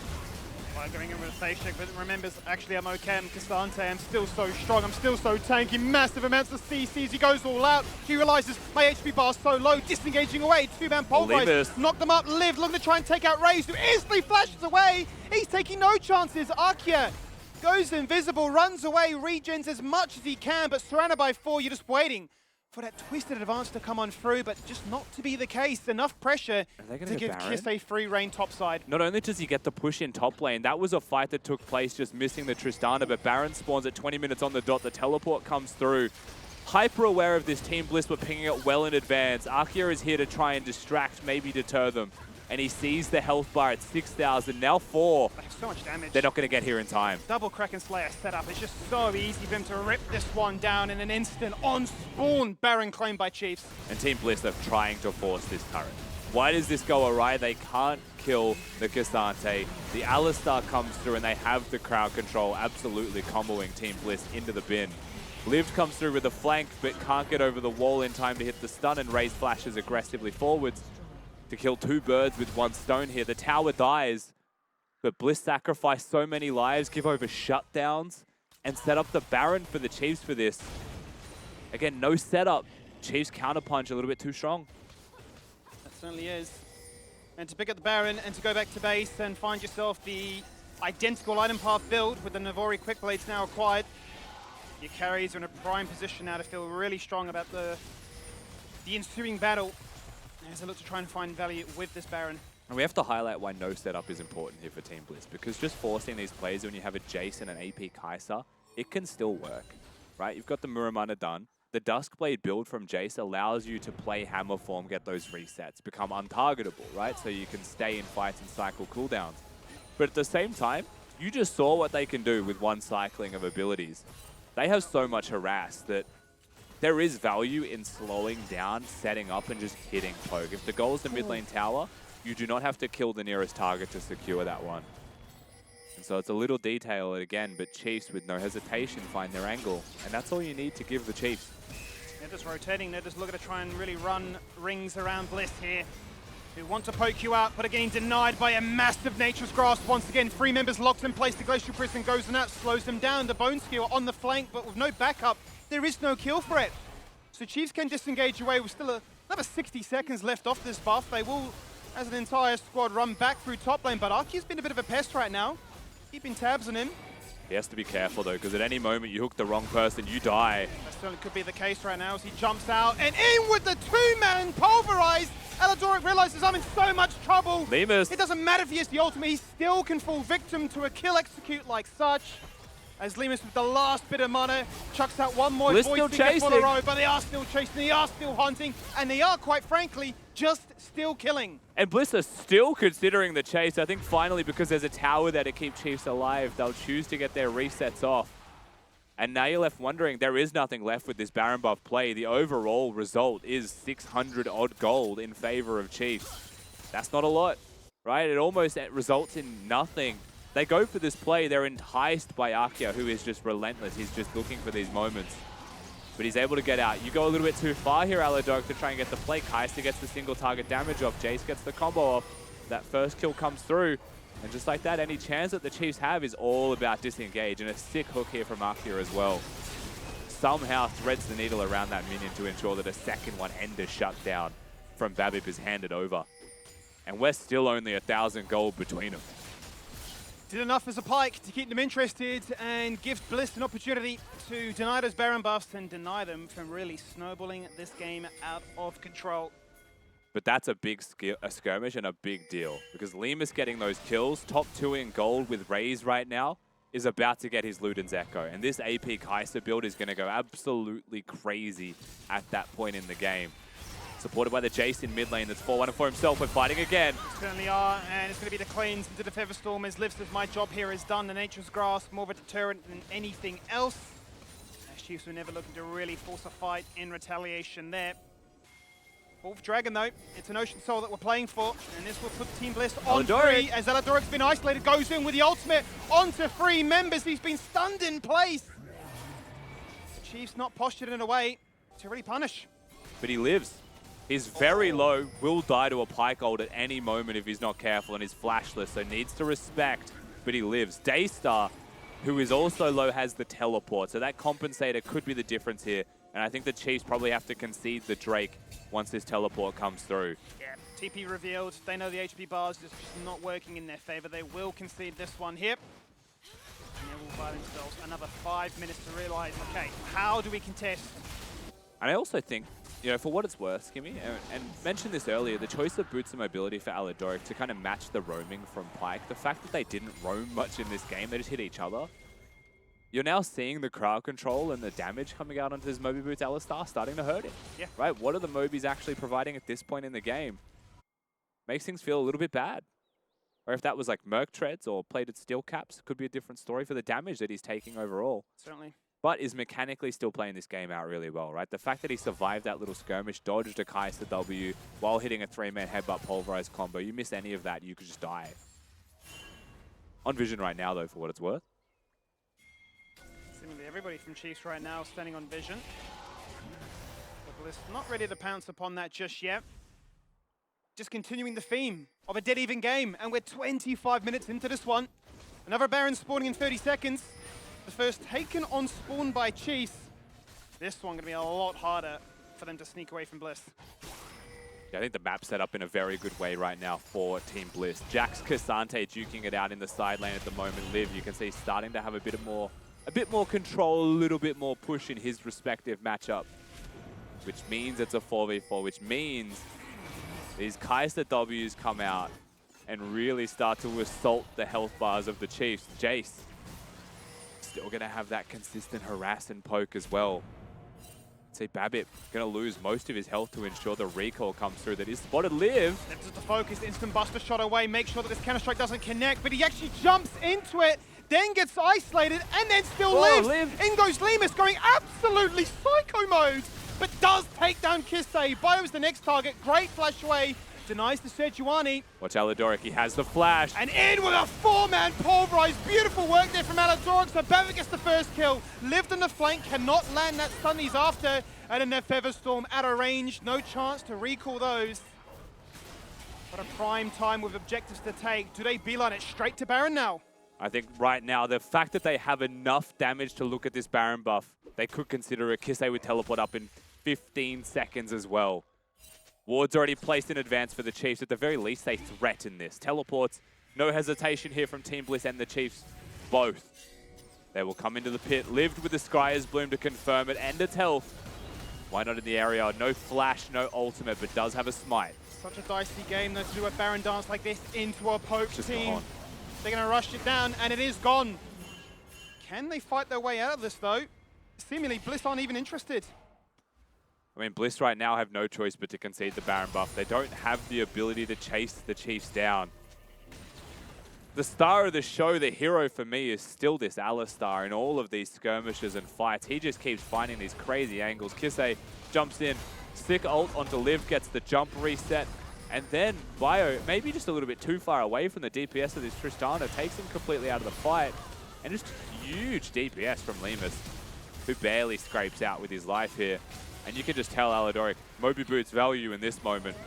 Finds his mark, finds his target, hits the headbutt, flash pulverized combo, and they get that big shutdown onto the Kai'Sa. And that's it. There is no fighting chance for Bliss. Phenomenal support play there. And you can see now that Liv is working his way towards that zone. As you speak about an engage, and as Babbitt going in once again, locks them all in place. He's living such a long time. He's still not dead. Finally, the Void Seeker confirms it as both AD carries that are one to find a kill. But these Chiefs behind enemy lines right now, hanging out by the red buff, and Rage shot down to 25%. In with a killer instinct, but out of range to hit the Acafian missiles. Lived on the flank as well here, Skimmy. Does get spotted on wards potentially. No, he's got his flank, he's got his angle, but Alidoric there with the headbutt. Biopan for being a sponge right now. He is the one soaking up these skill shots, protecting the fragile Zarya. But they chased forever. Inevitably, there's only so much health that they have if the poke connects. And with the threat of the counter-strike, they say we had to turn onto this Jax. We gotta kill this Jax. But they can't find him. Daystar removes Biopanther. Liv, much like the Pike, are just being such a nuisance towards Chiefs. Really upsetting their plans. Fantastic shoot there from Aladoric as he says, watch this, I'll do it one more time. They're jump fighting. in and they try to force that fight. Raze with a flash recall back. He can take one, but it's still just winning here for Bliss. I feel like the Bliss are just frustrating them into submission. A teleport from Daystar here as well. This top lane inner turret looks like it is also going to be lost. And Bliss went out on that trade big time. Once again, a Baron goes the way of the Chiefs. The result is not positive. It is a net even at best. But this time, because 4 members fall, only Babip left standing to clear these waves. This is way better for Bliss. And you know what this means? It means an Ocean Soul freely into their hands, freely into their pockets. Bliss in the driver's seat in this game. A buff that Chiefs would have loved to have acquired. It's just not to be the case, as you can see, now being taken by Bliss. So the big thing about this skirmish, right, is they realize they have no choice but to fight, but once again, Bio separates the damage from the target. He'll use his ult here to get the Jax over the wall. They have to jump to follow this through, and then a Pike hook stops him from flashing forwards to get a lethal Q off. And suddenly, because that first person's gone, they can chase. A good dodge from Aladoric, but I think he's realized that he's going to get caught eventually. And the Chiefs choose to not just sacrifice the cow, they choose to fight with him. You know, the hyper-aggression, you can see they are flashing forwards, they're looking for these kills. But it felt like this inevitably losing situation where they chose to cut the leg off to save the body, saying, just take what we can with us. Ultimately giving up everything in the process. This Jax has been so slippery, so hard to lock on down. And you saw at the start of that play, it was a rocket jump and a flash. Still not enough to kill confirm. And we're even in gold. We are still even in gold, and Raze is not even in HP. He is not sitting pretty right now. That wave belongs to him with a Bloodthirster required. He is life leeching up an absolute storm as Aladoric's already burnt the ultimate, but just getting kited. So the Nature's Grass has to try and afford them some kind of engaged possibility, but a one-man ultimate onto Bipanther and a flank coming out from the Jax means you're in a lot of trouble. He can land a massive counter-strike onto 4 so far, but he's biding his time. Will settle for 2. Will bone skew with the Maokai and remove him straight away. Lemus doing so much damage right now. There is a second instant buster shot disengaged from that one. And now let's turn our attention towards the Cassante. Leaping again! 2-man counter-strike. Unreal! And with his Zhonya's complete, he is tanking up the world. Still not dead. Still lips away. How is his Jax alive? Unbelievable. Ocean Soul clutches it big time as well for Team Bliss. Their perseverance, their ability to stay dealing damage in these skirmishes, super clutch. Daystar knows that he's in a bad position, was inevitably waiting to flash, but chooses the last possible moment to do so. Just enticing the Chiefs, saying, I dare you to stop me from being here. Bot lane inner turret gonna fall as well. And suddenly Bliss, right? Gold is up to 2,000, but it doesn't feel like it's that even. Momentum belongs to Bliss in its entirety. They have poked, they have harassed, and they have prodded Chiefs into near entire submission in this game. If they hit the right targets, it's really gone before it ever really had a chance to shine. We'll see once again, it just starts with so much engaged potential to isolate out anybody like Aladoric, who's just unable to make anything happen. He tries to headbutt Pole, but gets interrupted by the hook. Again, Arcane not playing poorly on this Pike by any means, is finding a lot of good angles and a lot of good hooks. Liv is flashless, so when he goes for this, he's threatening. He's trying to bait out the headbutt Pole from the Alistar, right? Because that's an ultless alley. But it is not the Alistar that goes, it is the Maokai, and then he gets his resets and jumps in. And they find their opportunity the second that tower falls. And just like that, he goes in once again, but has the Zhonya's completed. And so he is fine. He will survive, and the Counter-Strike comes back. And just like that, right, has the sustain from the Ocean Soul. Gets to cycle 17 cooldowns. And Bliss gets towers. 2-man stun after 2-man stun in to reset the aggro of the tower, and just really laugh towards the bank. In we go once again. Babip in the backline with Aladora looking to try and take down as many as they can. Raze will bring back the feathers, but the Zhonyas will deny as Lemus goes crazy about it. Between him and Daystar, it's a case of who can do more. And quite simply, Bliss are just playing better. You can see right now doing close to 7,000 damage, and the entirety of Chiefs are nowhere near. This Kai'Sa is a problem. Biopanther in big danger, knows that he's just inevitably going to die here. 2 members of Team Bliss will chase him down. Meanwhile, the rest of his squad pushing in mid. They don't have minions. Not yet. But as these minions arrive, we are looking at a potential game done and dusted for this series. 34 minutes in, and as close as it was for such a large margin of this game, they've found their point in the game where they're just a little bit too strong. They've poked, they've prodded, they've absolutely out-executed, and they will take game one in your match of the week. 34 minutes, 26 seconds on the clock, but for 30 minutes of it, they were dead even. Bliss win this game, but they still give over 2 Baron buffs. They still leave the door open for the Chiefs to make good plays, and they do. But ultimately, I think we're looking at Kai'Sa is a big problem. Kai'Sa Jace is a big problem as a duo. And I think Bliss have just shown right now as well that it's not just Maokai Jace, it's Jace. That poke composition is an issue, and the Chiefs had no good solutions but to try and hard force engage. And for a team that wants to set up before those engages, they were never given that opportunity. They hard forced so many great engages, and for all their efforts, they just kept getting undone. Ultimately, yeah, just too much poke, too much pestering of like, we're flanking with a Pyke, we're flanking with a Jax, come at us, we're so susceptible, and then ultimately collapsing and then allowing those carries to truly shine.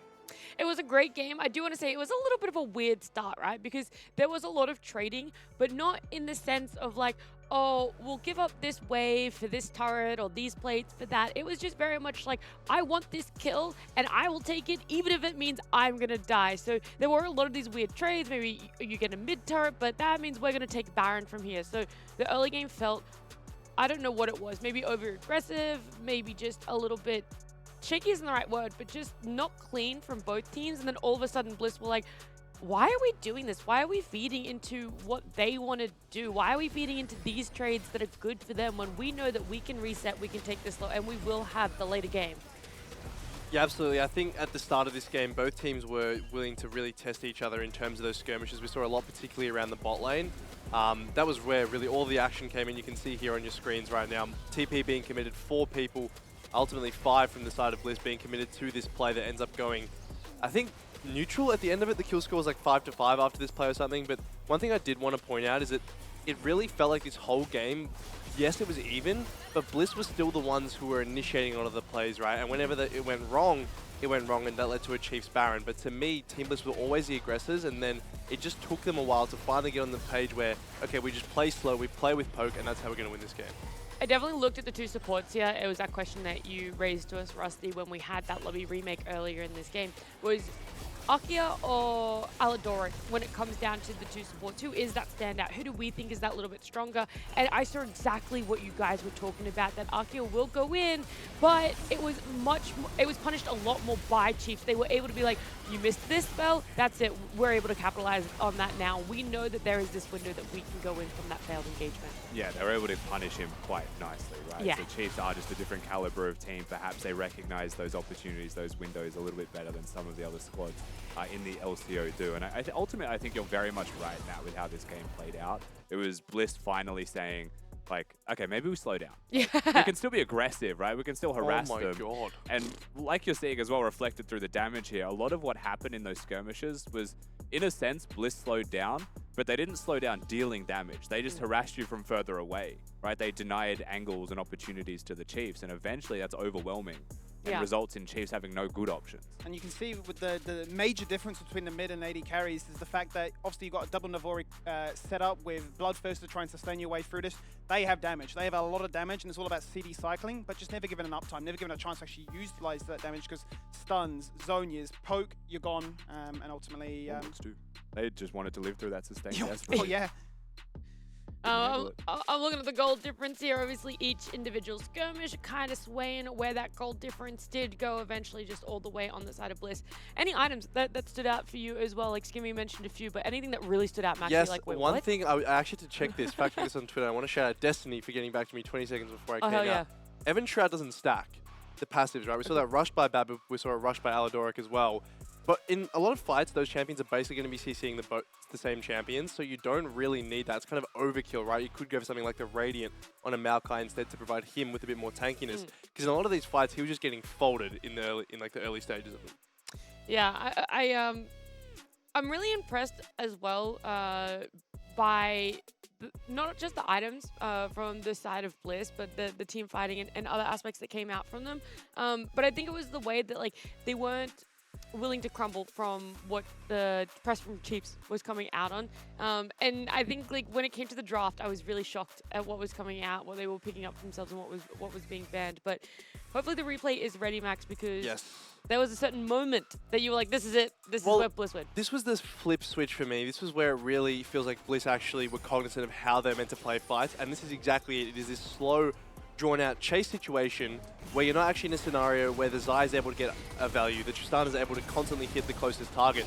Sure, it looks good onto Lived here, but this Kai'Sa and Jace combo, they did 80,000 damage combined. That is unheard of for a duo, and then it's just slow. So look, Eldork, he wants to find the engage, but there's no opportunity. His teammates are so far behind that even when he does go in, the spacing isn't there to be able to DPS. So, and for the rest of the fights in this game, Bliss played them in a similar manner. They were disengaging on mid lane. Maokai ultimate comes through. Okay, we'll soak that, and then we'll just play off this Kai'Sa Jace. And really, to me, this is Bliss's strength. They choke you out. They don't opt into those fights, and they slowly get their way with the game. The other thing for me that makes Bliss's team composition, I think, a little bit too strong, and in general, something that makes poke compositions too strong is it's not just poke, it's that their poke can be engaged at any moment, right? Like you are half health, suddenly a Kai'Sa ults. Suddenly, you know, a Pyke is engaging and has the resets as well. So they're able to turn, you know, harassed into like a full fight. And I think that screams Bliss. Can we give it a name? I'm going to call it the GPS comp because they always know your location.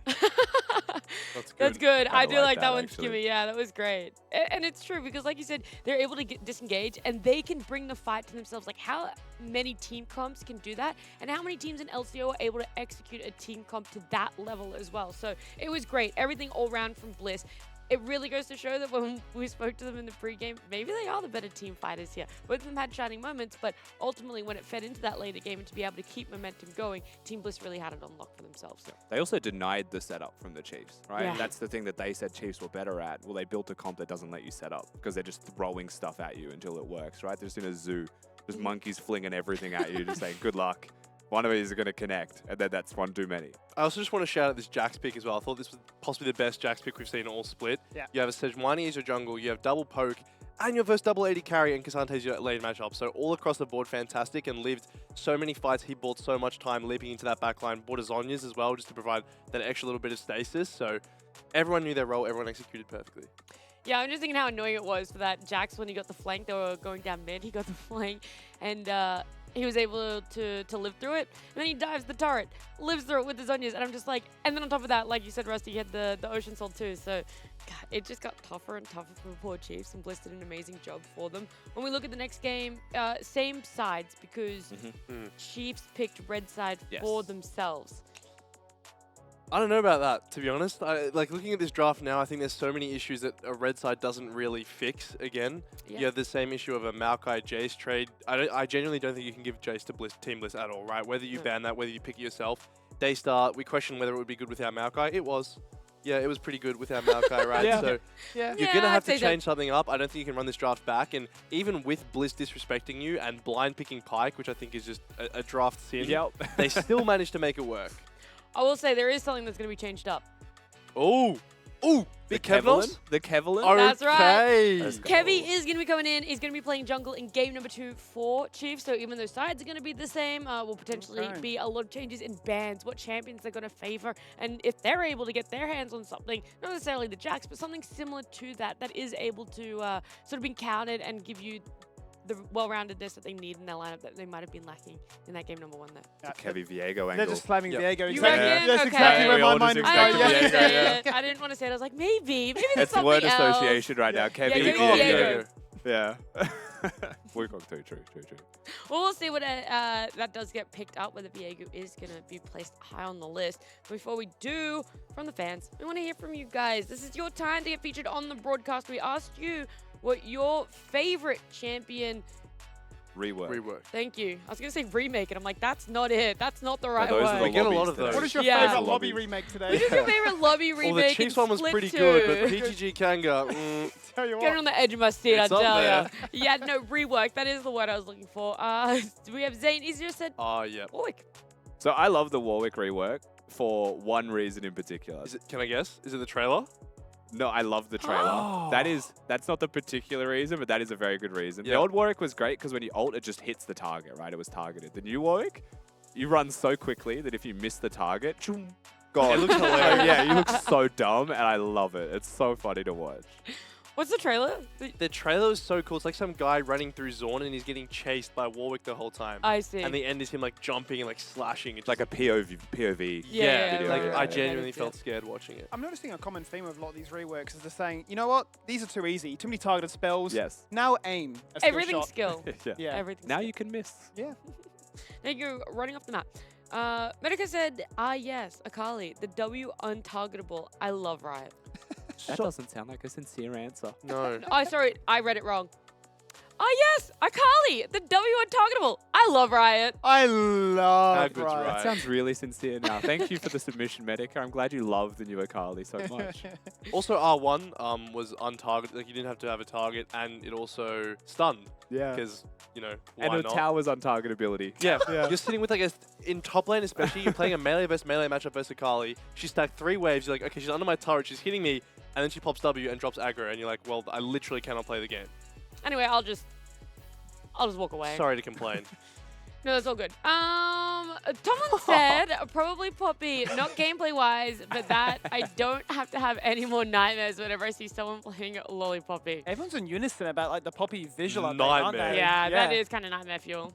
We That did thing say that. You creepy. could definitely submit reworks in the models or certain champion skins or anything like that. So Tomlin coming in clutch. No one liked seeing that, let me tell you.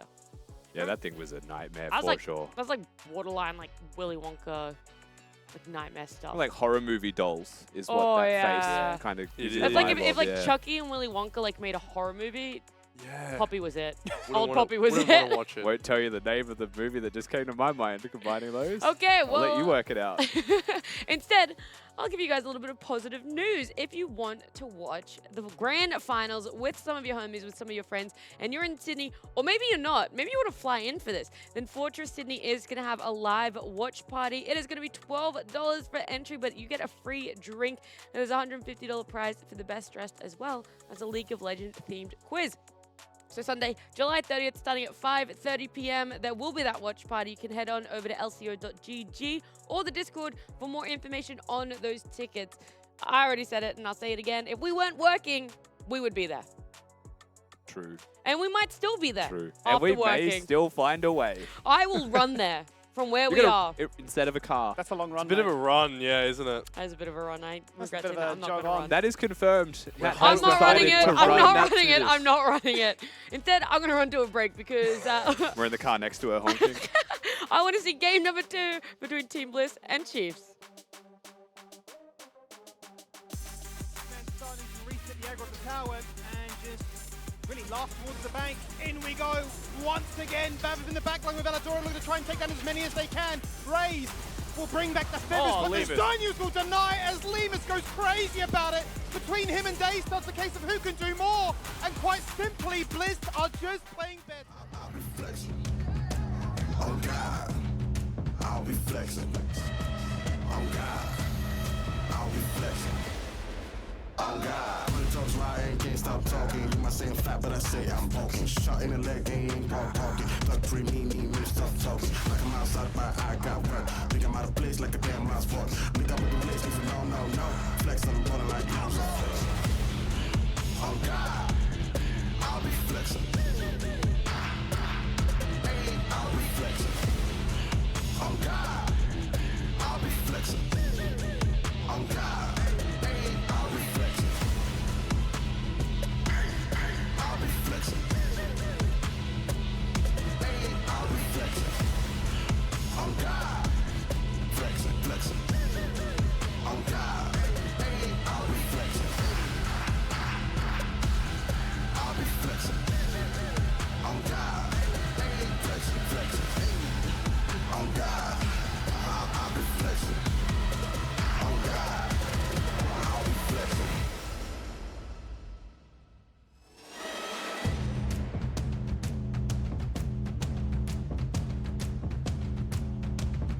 I'll be flexing.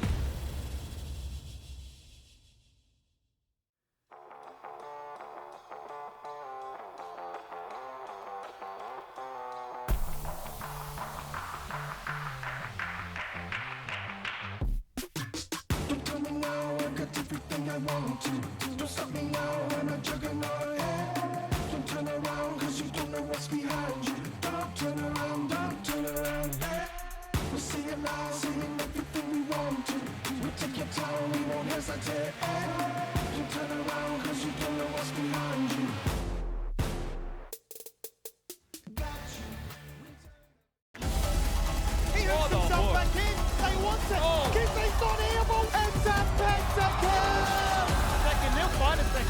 Chippy is on an absolute tear right now.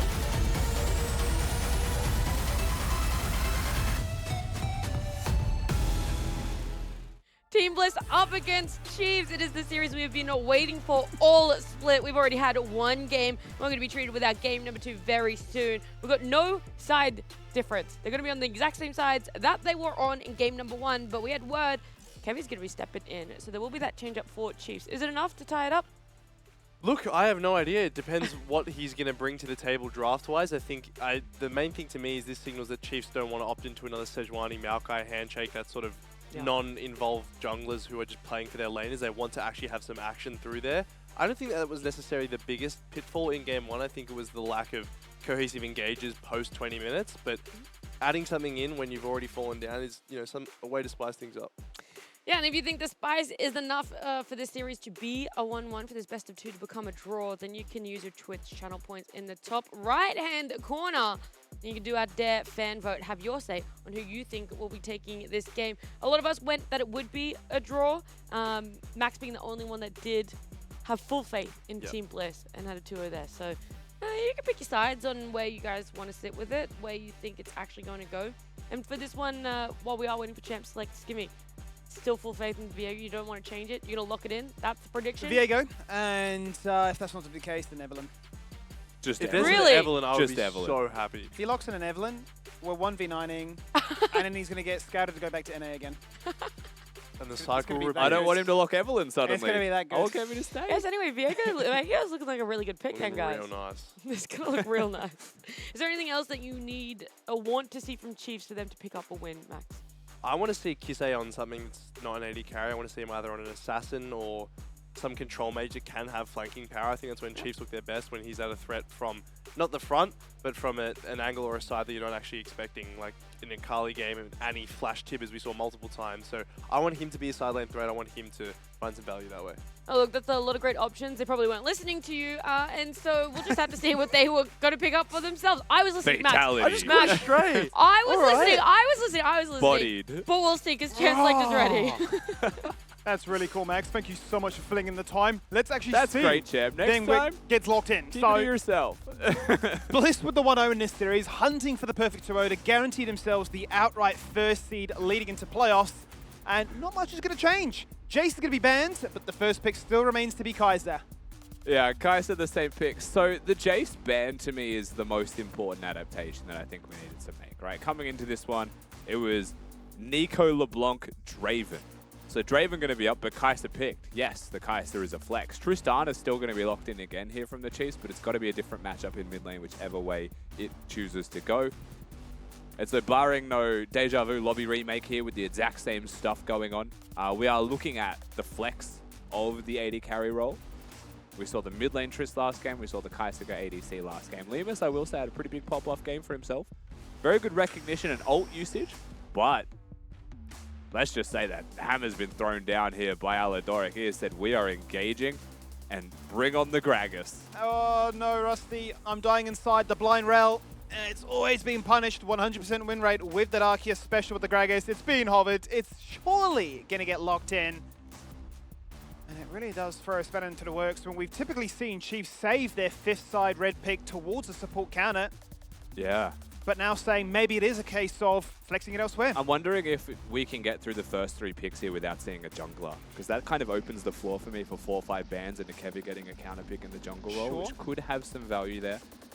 We know, if it came to it, Bliss would not let that happen themselves, but the Gragas was also potentially flexible to that position. With a rel locked in, though, I think we have confirmation. Everything is business as usual. Our next question, I think the obvious question is, what is the Jace replacement for this Maokai composition?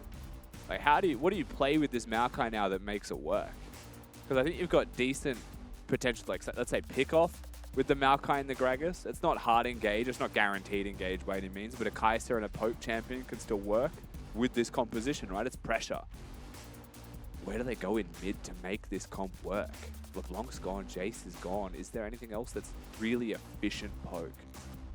Unless you just default to an Azir, perhaps, if you just want to look to try and keep Chiefs at a distance in a slightly different way.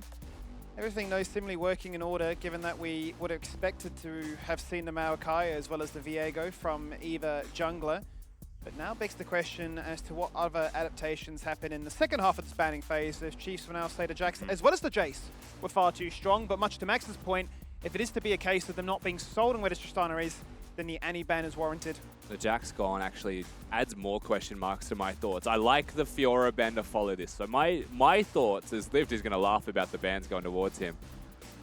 Annie ban indicates like an Ahri pick, right? Some kind of neutral mid lane matchup. But if you've gone for a Maokai Ahri, you need a carry top. So they're going to ban it instead. I think there's plenty of options here for Daystar. You know, he is often the person that has played the most champions, and this Kai'Sa could still be a mid laner. So plenty of options will exist. Very curious with this 4-5 Skimmy. As am I, because the grand reveal is going to have to take place, and it is to be the case of really, okay, the Kai'Sa and Tristana, they were fairly rigid in game 1, but will they be flexed in a game number 2?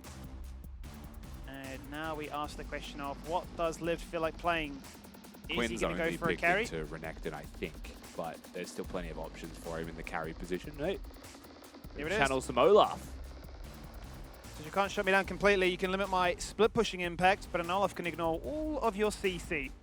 And they have a lot of CC. Tristana can't ult you away. Rel can't engage on you. Viego only really has the stun to lock you down so that he can deal DPS. He needs to be constantly kiting and keeping up with you. Can't do that to an Olaf. And Ornn's not going to have any value with the Horn, right? He's giving you 3 seconds of notice to use your ultimate. So I think there is value in that one. Syndra, actually, I like the choice of Syndra. I think it works really nicely with the Maokai for setup. I think it works quite well with the Kai'Sa for DPS, but this is not an AP Kai'Sa type of composition, right? This is more of the Gale Force, Kraken Slayer, perhaps, types of builds that you might get from him. But Static Shoe's so good right now, so who knows? Certainly begs the question then, what would Kisei consider as his response to this one? And if it is to be a case of going back to basics, playing the Assassins, causing a bit of a flanking possibility, then the Akali is right up there. And it has been these two players that have locked that one in. It's been these two players with the 100% win rate on that champion as well. And Chiefs will certainly be hoping this is the difference maker with a subbed in jungler and some more comfort across the board to bring them back to victory. Yeah, Kisei's certainly the wild card in this team comp now. You've got a Viego and an Akali as your mid-jungle duo, which is not really screaming crazy 2v2 skirmishes, but the damage they have is unreal. For me, this is a comp that is all about the bottom lane, right? It is this Tristan Rel is going to be aggressive. You've got an Akali that wants to be able to roam down there. Viego maybe sets that up with some jungle parking or movements, but you want those resets? I know the place the Chiefs are looking. The Chiefs are looking at bottom lane right now as that avenue for success. For Bliss, Gragas into the Rel can deny those engages, so suddenly that avenue might disappear, right? Suddenly that may not even be possible anymore. Maokai can deny that as well. Suddenly you can't find those engage angles. And so I feel like we have this game as Liv is going to flex for the camera. Of like a sword versus shield is how I would idealize this matchup visually. Like Chiefs want to make plays around their bot lane. Bliss don't want to let that happen, right? They want to scale up, get those item spikes, and start to find those team fights themselves once they have 2-3 items in their pockets. Yeah, I think really for me it's the case of seeing this matchup in the support once again and saying, okay, these are two peak support players. In isolation, we have said that the Gragas should hard counter, but there are certainly windows in which the Gragas, or rather the Rel, can showcase their brilliance, their ability to try and outplay what should be so heavily favored against them, and the ability to almost replicate just how devastating their pulverizers were on the Alistair in game 1, to look to try and do the same with a Crashdown or a well-executed Magnet Storm, to bring them back to an even state, to tie up this series, to be that 1-for-1, and to still have us asking the question, still, who is the best team and who is first place in the LCO? I guess right now you could say it is 15 love to Bliss, but it is Chiefs to serve. It's their opportunity to equalize this series, bring us to a tiebreaker that happens later this week. If that were to take place, we will have no definitive answer until that tiebreaker. Who even is our first seed coming into playoffs? Big question mark. I think the exciting thing for all the Chiefs fans out there is Raze is a very proficient Tristana player, knows his limits extremely well. Not an uncomfortable pick for him. Kevy on a carry. We said Viego how many times in the pregame once he was subbed in? Would you believe it, everyone? There is a Viego on Summoner's Rift. And in the hands of Kevy, very competent carry player. has a carry champion, has the resets in the comp, can go absolutely insane. Not only does he have resets, he has a Rel to engage, an Ornn to engage, non-committal from the Ornn as well, so just looks for angles, and an Akali to assassinate, and a Tristana to assassinate with the single target damage that they have. So this is a composition, in a way, sculpted for Kevy to carry, but that's because the rest of the team does damage. Essentially joined on one singular mind that we will be going in to land the damage to guarantee that the Heartbreaker will do just that. I'm quite curious about the build that Kiste might go for this game. He's given us the Proto Belt on 2 separate occasions. We have seen the Riftmaker be a viable option as well. If you anticipate the fight is going to go on for a hot minute as opposed to that instant one-shot burst. Would make more sense given the point you've already mentioned with the Viego. I think Proto Belt utility is really nice in this game, to be honest. But we'll see where he chooses to go. Plenty of options for him.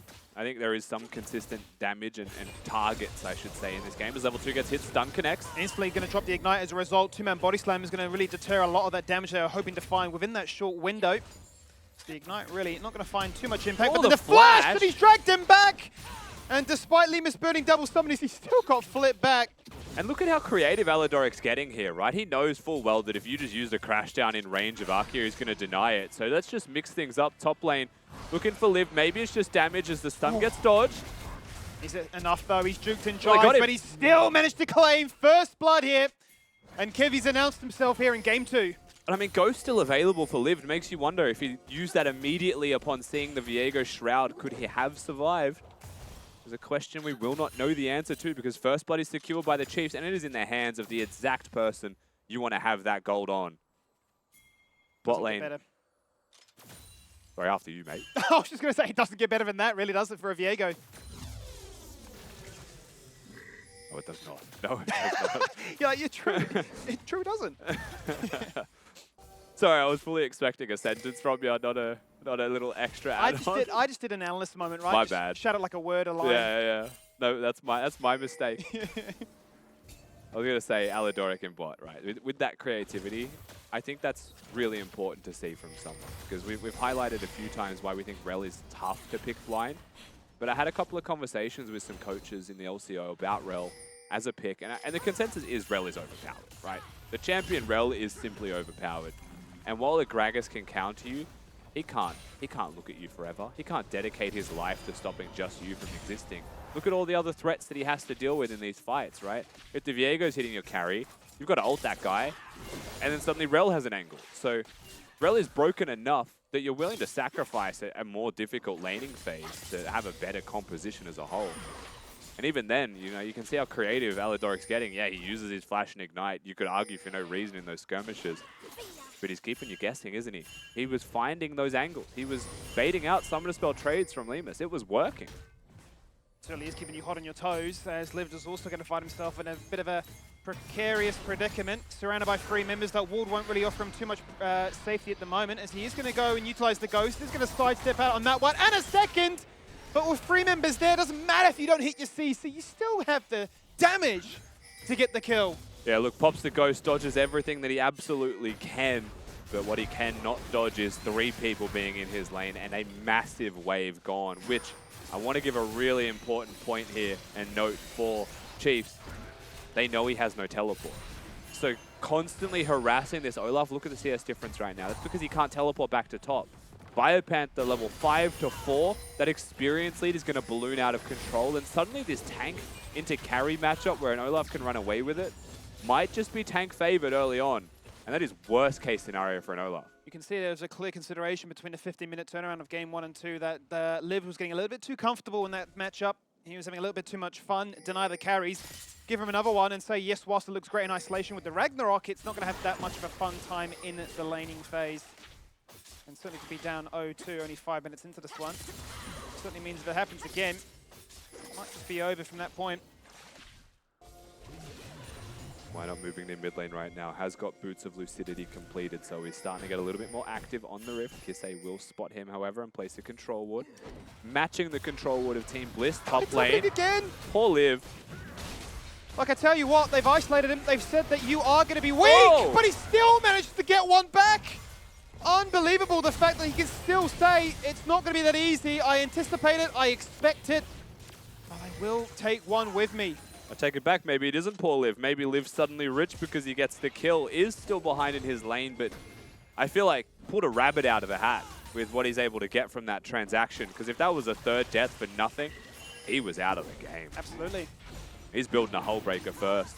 He can cry into the hull breaker. Enjoy, guys. I will be split pushing. I will never be grouping up in this matchup. But for the rest of his team, they've decided to go for the very first dragon. Stun locks in place Arkia right now. Explosive shot is primed and ready to explode. Looking for the final few auto attacks. One more will do it. And it will not be denied by the barrel coming out to give you that extra durability. From top to bottom, Chiefs are shining. Yeah, the Viego gets back onto the map, gets onto the bot side of the map as well, and immediately the Chiefs will not hesitate. I believe they just spotted him there as well. The question is, how do they stop this? Daystar, no teleport. Lived, no teleport. He's got Flash Ghost. Lemus in a 1v3. Maokai too far away. Yes, Flash in about 5 seconds, but it might be 5 seconds too late. He's looking to try and live as long as he can. Aladoric juggling the aggro, tossing across to Kevy, but he's not dying. Get a plate as well. You are in heaven. 7 minutes in and already up by close to 3,000 gold. Liv trying his best to compensate for the losing start, knowing the Viego's on the bot side of the map to try and get some kind of control back. But nothing really doing here for Team Bliss. Mid is simply farming, but the kill compensates Kisei's roams really nicely. The Chiefs are just on a whole new level right now. This is a whole new playing field from them between games. Shape up, get the Jace ban out there, and suddenly, different playing field. And certainly looking to make it go from bad to worse. If you thought it was difficult enough going 1v1 against an Ornn, how about a lane flip like this, where we say we expect you to go for the Herald, which you found all of them in game one. It's certainly not going to be the case now with the numbers advantage favoring us. What have you got to play for on bot lane anymore? It should be Plate's bottom right now. I don't think there's any opportunity for them to be contesting this one in reality, but look at them on the mini-map. They're moving up. They are contesting this. Bio bottom has got teleport. And it also has the ultimate. I worry for Bliss when they go for this play. Why not level 5? Ing jumps, why not? And he does steal it away to his credit. He is able to pick it up as well. And the Nature's Grasp looks to lock them down for as long as they can. It's not to be the one shot that really Kevy was hoping to find. And he is to be denied here by Daystar that gets his first kill interaction of this game. But meanwhile, Lived is living for such a long time, but not enough to prevent Raze from finding his second. And the entire time, Bio is just pushing down bot. And you know what's crazy to me about this, Skimmy, is the fact that Why Not steals the Herald gives him level 6. And then he gets to use the ultimate, and that's a different fight. That is a completely different skirmish. The confidence play from Bliss to go for this and say, we will flip this, and it is just a level 6 angle from me. Both junglers ultimately do get sick from it, but the fact that they now get to play a fight that could otherwise be losing. You know, Kisei will get the assassination, but he's pressured now from the rest of the team. Aladoric flashes the wall to help with Liv, who survives because he gets the W back up. 2 more auto attacks required, 3 more auto attacks for lethal. Bliss get kills in a maybe bad situation, maybe an impossible situation. They get a trade. Ultimately, though, it is a 2-for-1 trade favouring the Chiefs, and it is just 3 experience, 3 gold from the plates acquired as a result of Ornn being down bot lane as well. So you'd still say that Chiefs are quite happy with that one. Very much so. And as a result, it is Biopamper that has the most gold in the game. So the game plan clearly was, I'm never grouping up, even if I do have the TP. We're just winning, just don't allow them to have more than one. Yeah, Biopanther having the game of his life. For someone who gets the least resources almost in the league, definitely out of top laners, right? His gold percent, his kill participation, everything is close to the lowest in his lane, in his role in the LCO. This is not the case. He's had Kevy up there. Big handshake in from the former teammate back in the roster. Says, come gank my lane. And maybe that catches Bliss off guard, because that never happened. So he was like, let's run it back like the days of order. Biopanther having the biggest breath of fresh air you've ever seen. This is what it's like to be ganked. Maybe it is. Oh, it feels nice. My stats actually look winnable now. It's a case of the stats not always telling the full picture if you haven't been able to watch the game. But rightfully so, right? The fact that it is a TP-less Olaf makes sense that you would target that one nice and early. 10 minutes in, 3k gold lead. Obviously still a little bit of a chance to try and claw back what is really working in Chiefs' favour because they do have the Herald. Why not just look to try and find a moment to strike, just in summon it as a result. Yeah, they want to use this Herald to get some of that money back. Right now it is starting to actually stretch a little bit out of control here. in favor of the Chiefs. Herald can potentially break a turret if you play it correctly, but right now all of the turrets on the side of the Chiefs are very healthy, 5 plates apiece. So they should just be looking for that extra 300 gold in the pockets if they can. But Kevy just hovering, just dissuading the Drake on the cards, top fighting. Double ultimate's been burnt by both top laners, and that is going to be completely immune here by Lived. As Bai realizes that the lower he gets, the stronger he becomes, and he will back away into the alcove. Both will walk away with a gentleman's handshake. The 20% is the maximum number, but a TP's going to come on through. That is going to be both Kisei and Daystar joining the fight. 2-man Magnastorm soon to be 1. In goes Kisei and says this TP will be worthwhile. Explosive cast into the turret, and the perfect execution working against him. Both mid laners, the ones to profit. And all the action around the bot lane coming to a head. Yeah, big little play there from Arkia to ensure Daystar's teleport is not wasted, to ensure that Bliss will trade once again. Chiefs still in possession of the control in this game. They're going to look towards the Drake while Bliss get that reset off. Rift Herald goes the way of Bliss though. And here's the thing. While in this losing state in theory, Bliss trading evenly enough with the Chiefs that it doesn't feel like it anymore. Even though we get to see the gold difference, Bliss and Chiefs don't see that. Herald summoned. I think it probably gets placed with Daystar here to confirm this. And that'll equalize a little bit, right? Drake, no actual real gold value compared to the 2 plates wide.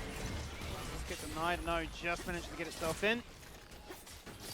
Might not be happy about that one, given that he was the only casualty in that fight. Looking to try and make a fight work in their favor to summon the Herald to snowball, or at least catch back their 3k. Let us check on the top lane again, because it all starts with the initial play to be aggressive.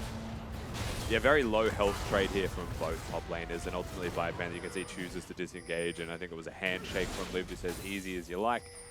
Watch the skirmish in bot lane as well. No, we don't. Won't. No, we don't. We just won't. Oh, we're watching a different one. We'll watch another AD carry get dived upon, twisted advance, flash, rocket jump, killer instinct, burn every single ability, and look to try and keep the Tristana alive. Impossible not to be the case. It's a massive shutdown. Nalimus sorely needed his first kill of this game. And look how much they'll miss. A fresh wave and all the plates before they disappear in 20 seconds. And again, they're finding money in places where maybe it shouldn't happen. They pick at the wound. They find these openings. And Aladoric unfortunately missed his Q flash stun. It just goes wide, and so he's not able to hit a CC lock combo down onto the DPS, onto Lemus. Just like that, they get the kill. They get plates in bottom. They get money in their pockets, still behind 2,000 gold, and Chiefs, while ahead, don't feel like they're in control anymore. But they are ahead, and at any point the game could continue to swing favorably for them. Whilst it certainly does feel like a series centered around these AD carries, these mid laners are definitely looking to answer back as well. The Rocket Belt now complete here by Kisei to match that of the Ludens, already done by the Syndra. There will be a real menace in this next team fight. You saw it already with the double TPs. Almost for a moment there, expecting the Hex Flash to go aggressively. Members grouped up now from the Chiefs, very early as 5. Olaf still separated here from the side of Team Bliss, but the Herald resetting. Decides to charge while out of the pit resetting because she's having a giant tantrum. That was a monster tanty from Herald. Just go reset, love. Having none of it. They found the attention onto Liv, and he's going to instantly flash away, deny the Heartbreaker. So it has to be soaked here by Biopempo, who just gets CC'd up like you would not believe. Knockback as well. But in with the Magnastorm, Bio's still alive by just a bit. He will manage to get R2 of the Ornaut, and really hope that his team can clutch out a victory. They're doing just that. As he survives, his team will flourish. They'll find free, and would you believe it, Kisei with the item spike gets a double. The 3-for-0 trade, the perfect outcome here for the Chiefs. They'll get the objective after as well. It is not going to be objective trades or anything like that for Bliss. Not this time. We watch the skirmish back again. Liv gets caught, but he's an Olaf. He's not going to be CC locked. He will be able to close the distance towards his team perfectly fine. Has to flash, yes, but the reinforcements arrive. And then you're thinking, okay, they've got a fighting chance, but they're choosing to go on Biopanther. Arkia's ultimate just goes onto Biopanther. It doesn't actually provide value for winning the team fight. Flash is used absolutely everywhere from Team Bliss just to disengage. The carry sprint to safety. But the damage was done by the Chiefs. They front to back, they find their targets, their damage was consistent, and Kisei is going crazy. Unchecked and unleashed really has to be the theme of that one as they look for Liv one more time. The stun will connect. He has nothing available to him. No summoners, no ult, and no team to protect him. But even surrounded by 3 members, he's able to hold his own, able to force them back. Bliss will survive for the meantime.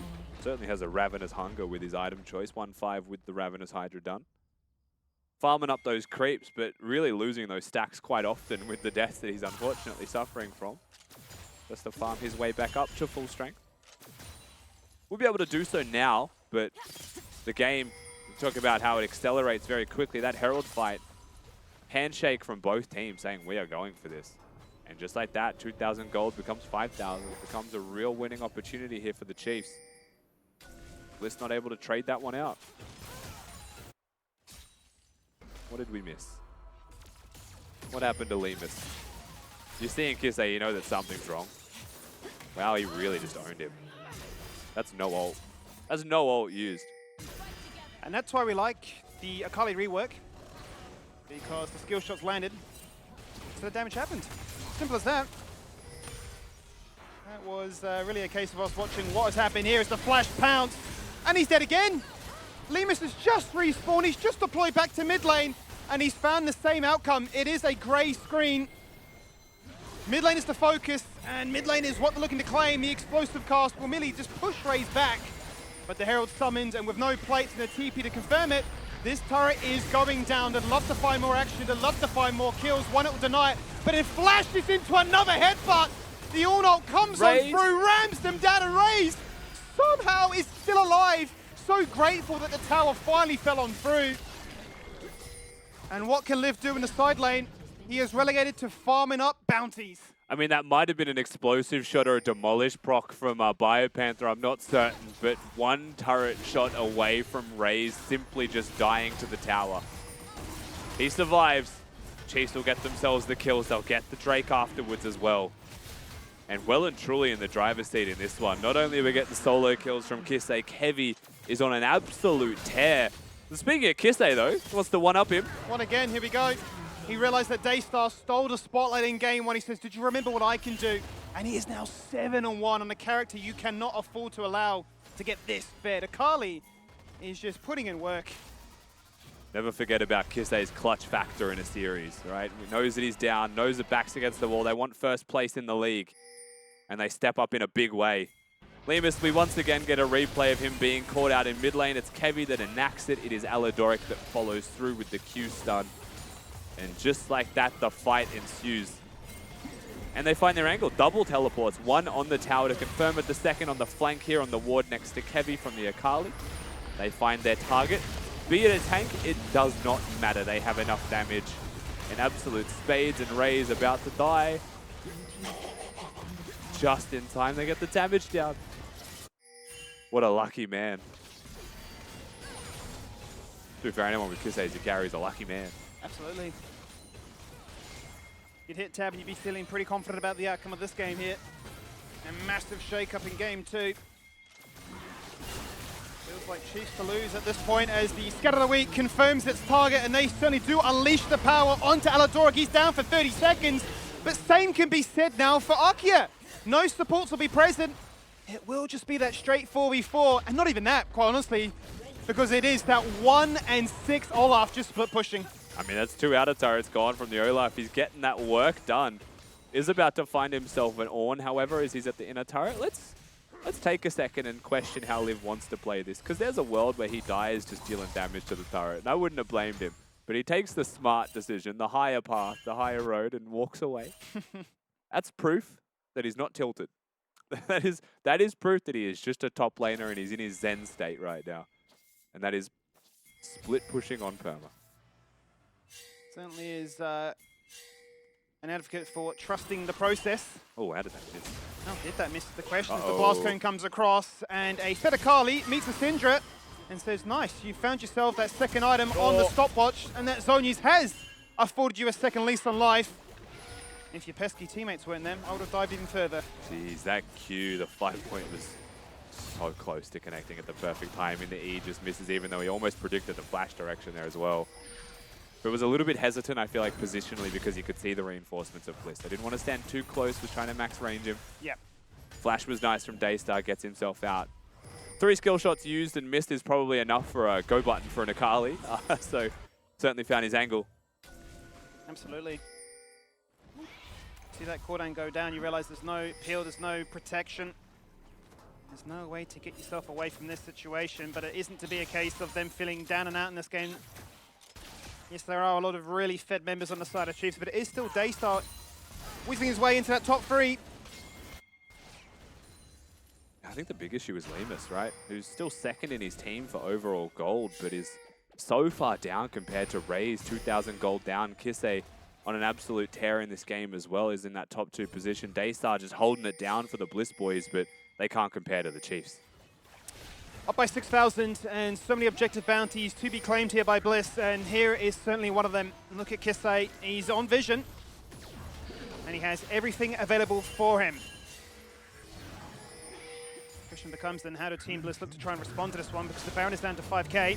Ornalt. So the Ornalt goes out, and R2 gets interrupted by a beautiful explosive cast. Nature's Grasp will lock them down to try and scatter the weak, to try and go for the killer instinct to get that kill, but Kevy is still alive, and Kisei's jumped in. The Rocket about to find his target. Daystar must die, and that he certainly does. Now he's doing big numbers. Now he doesn't have to be concerned. There's nobody fed remaining on Team Bliss. So the Assassins pounce upon their prey, and they will take down everybody with them as they all claim doubles. They all get excited. They all get the ace to return back to that purple worm. And the lion's share of the damage goes to the carries of the Chiefs right now. They are ready to tie up this series 1-1. Kisei and Raze go absolutely berserk.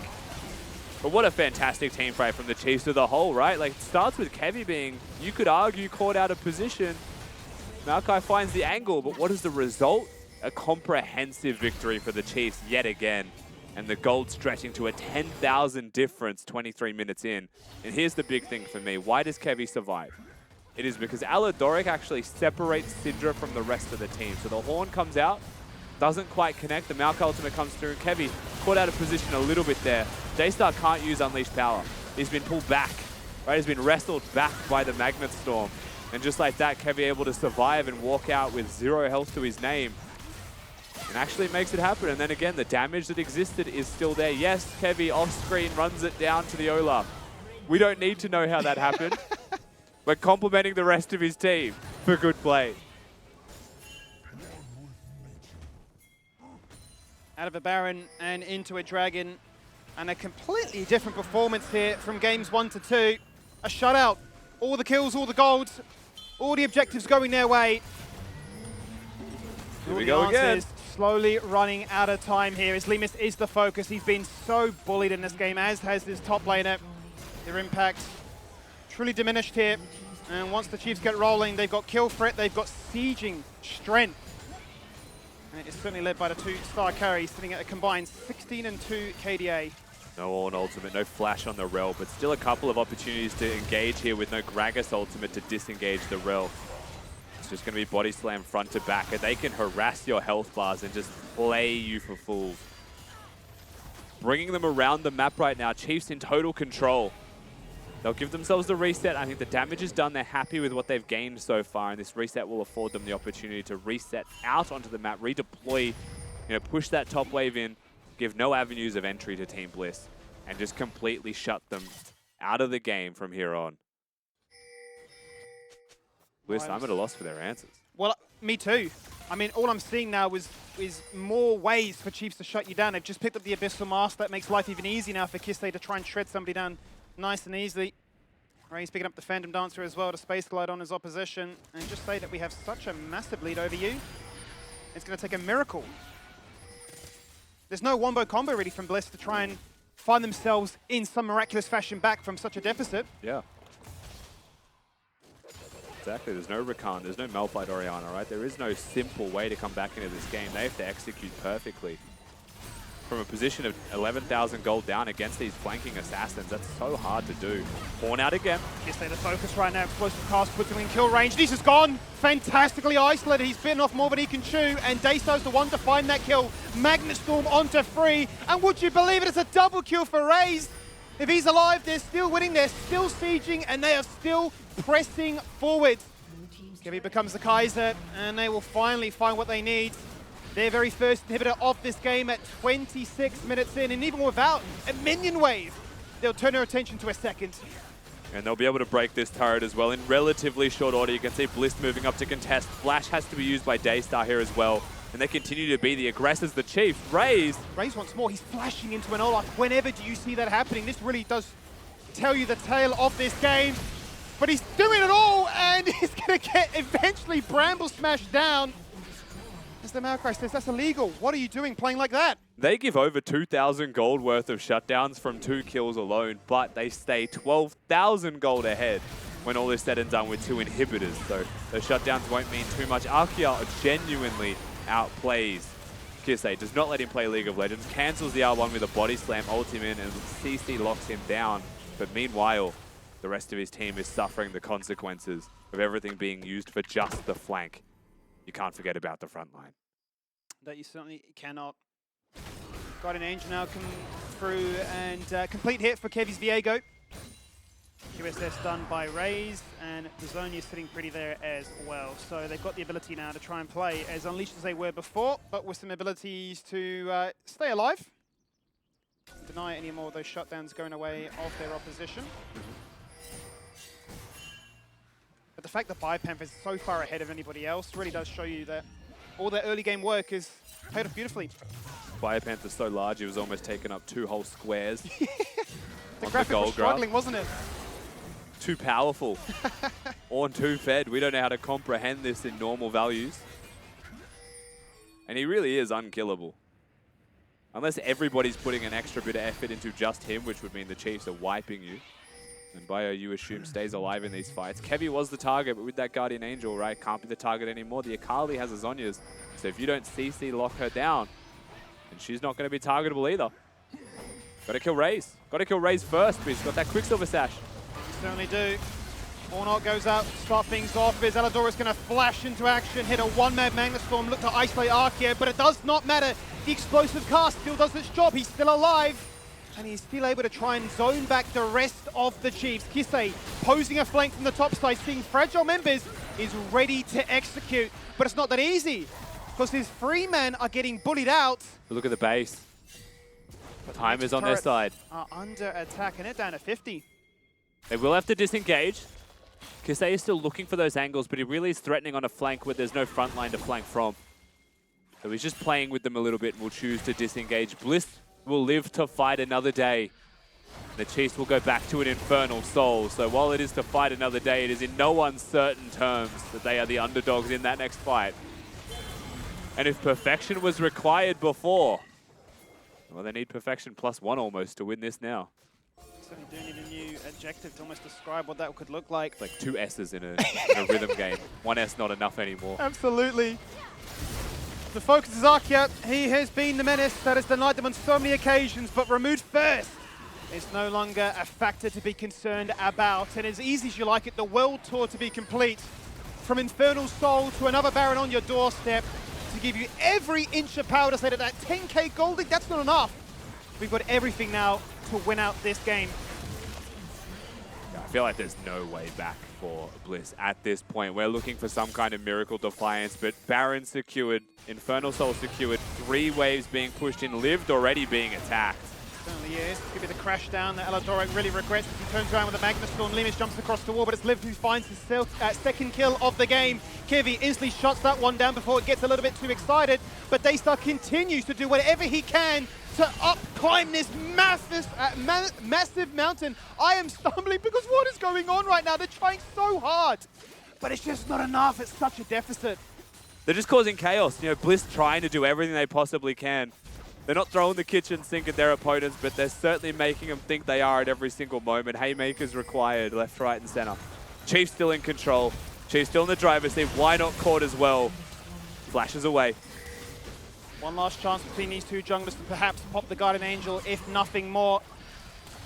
But every inhibitor has been claimed, and those Nexus turrets aren't going to stand much of a chance once these super minions come on through, enhanced by the Baron buff. They will simply win the game on their own terms. One tower falls.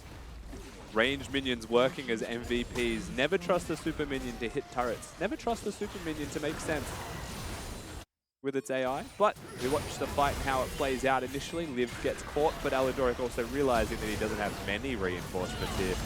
Needs to show some respect. Ultimately, you know, Lemus will come through. But still, Kevy holds it down. Good flash ultimate from him. Lemus also fully recognizing that he doesn't want to 1v1 this guy, so flashes back.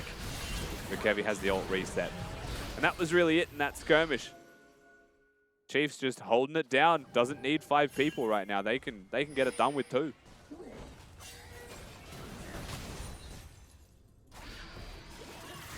Well, nail in the coffin certainly would be that Infinity Force coming on through now, and that means that everybody is ornament upgraded, and they truly are at the top of their power here. Baron Buff still has another 60 seconds left on it. This is that last chance, that last effort, that last ability to try and play from the unthinkable. As Chiefs look to kill confirm, look to get this series tied, look to stay that still. The conversation becomes who is the best in the region. Well, it's not going to be settled here today. Marching towards the Nexus, they will take it down and close out Game 2 in 32 minutes.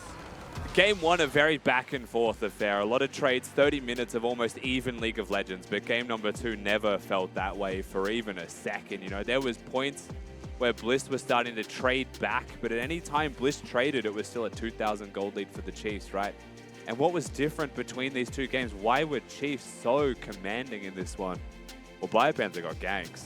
That mixed it up big time. The Olaf got really put down, and they just played through their solo laners. Absolute heroes of the moment, right? Kisei and Biopanther show that they can be a cut above and that they are a real threat to Bliss. Don't really see too much celebration coming from those player cams of Chiefs, more so a sense of reflection, almost a case of how did this series get so far away from that you can have such polarizing results from either team. Yeah, I think it's also they're probably kicking themselves because there was that moment in game 1 where they're like, if we had have done certain things, we easily could have taken this 2-0 in their eyes. Of course, it doesn't go that way, but they looked great in game number 2 here. Something that stands out for me is these rotations on the side lane. That's what you wanted to see, Max. You wanted to have them have that priority on the side lanes. And so is it a combination of the champion that Kisei was able to pick up for themselves? Or do you think there's also this comfort of Kevy, the champ he was on, and how the 2 play with each other? Because he was a part of one of those top lane rotations. Yeah, absolutely was. I think stylistically this is just a more quintessential Chiefs draft. They have multiple engage options from the top and support roles, and then your mid jungle is just designed to create chaos, to get resets, to pick off members in the middle of fights. But I want to draw the attention to how Kevy played in the early game, and he was such a big catalyst. And I think that the Olaf getting so far behind, down 2 levels, basically the entire laning phase, is huge, right? When you look at this composition, he's so much of your topside damage profile, and we saw particularly in those early Herald fights, because he's so far behind, he's simply so squishy, he can't even stand and deliver and hit those frontline members like you'd be wanting him to. So really threw a spanner in Bliss's plans by getting him so far behind off the back of great ganks from Kevy. He wasn't even a tank, he was a distraction. Right? Yeah. That's the best he could provide.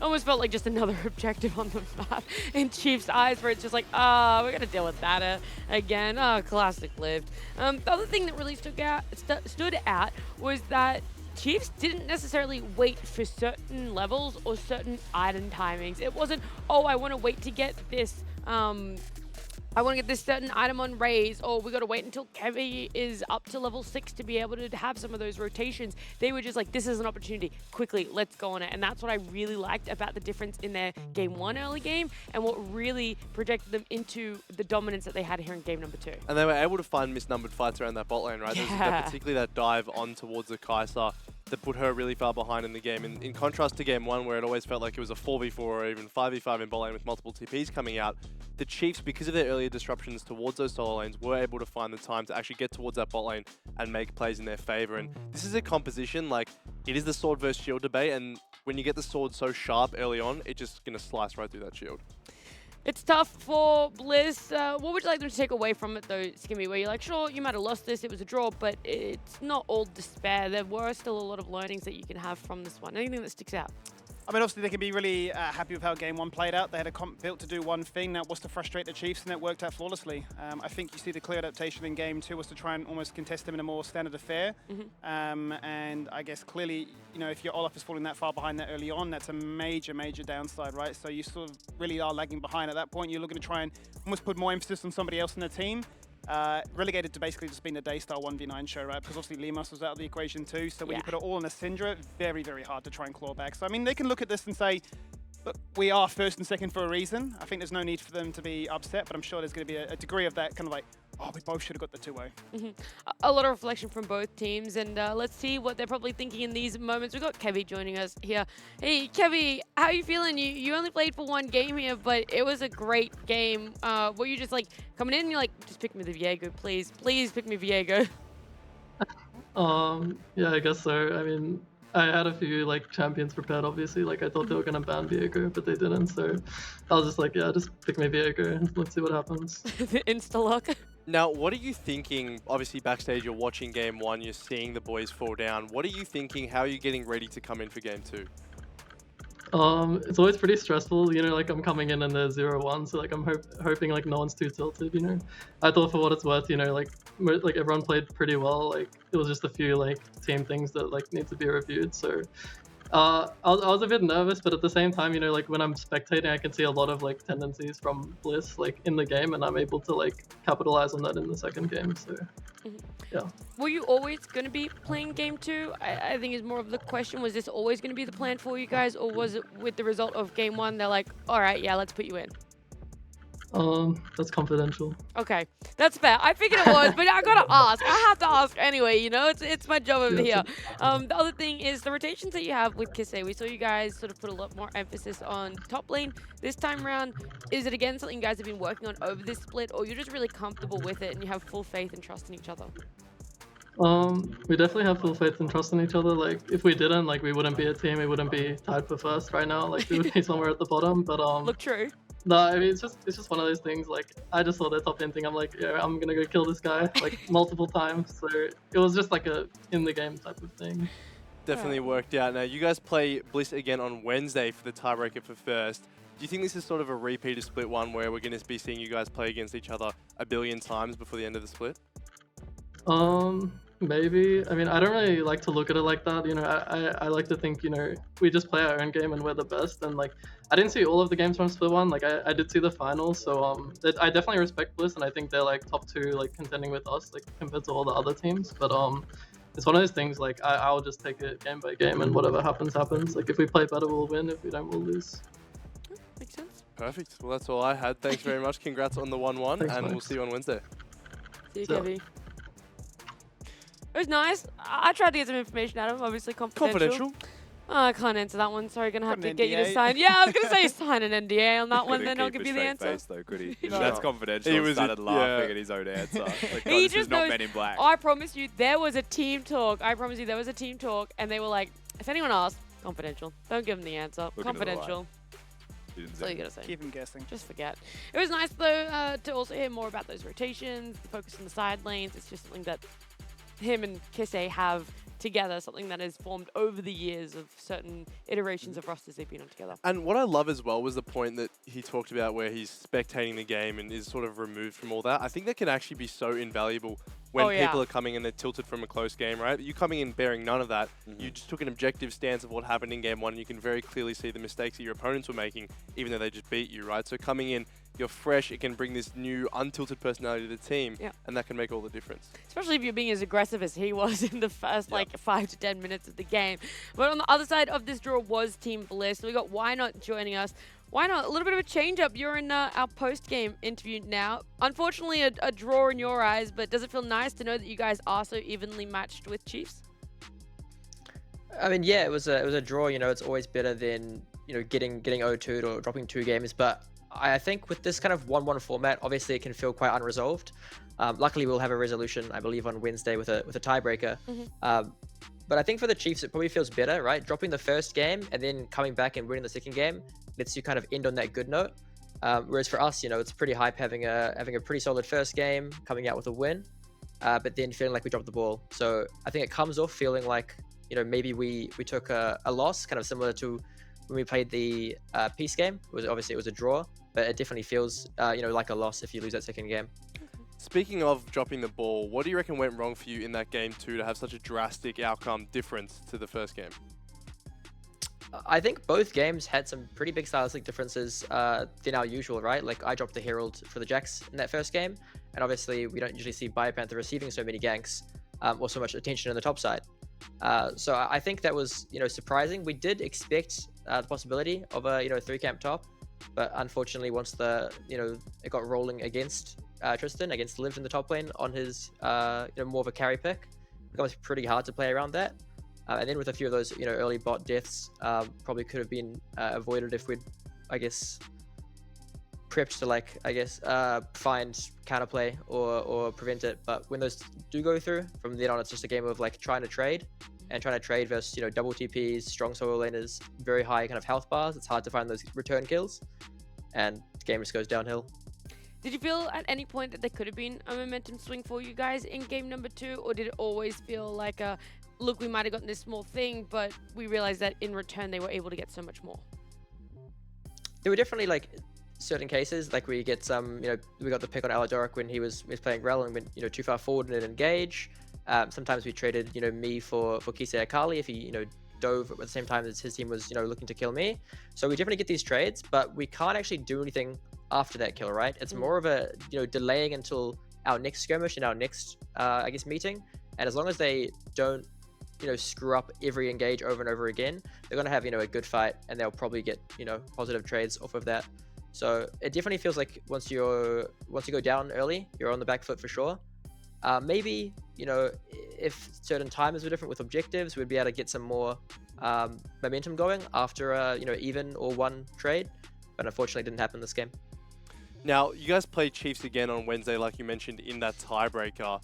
First of all, in the terms of the jungle matchup, what strengths do you think subbing them out has against you guys as a team, and do you have a preference as to who you would verse in that best of 1? Spicy question.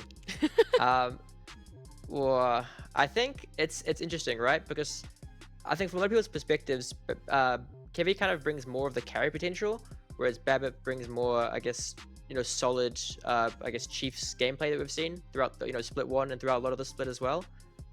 I'm not sure if I have a different opinion. I think Babbitt also plays the carries decently well. I think maybe he just doesn't prefer it stylistically.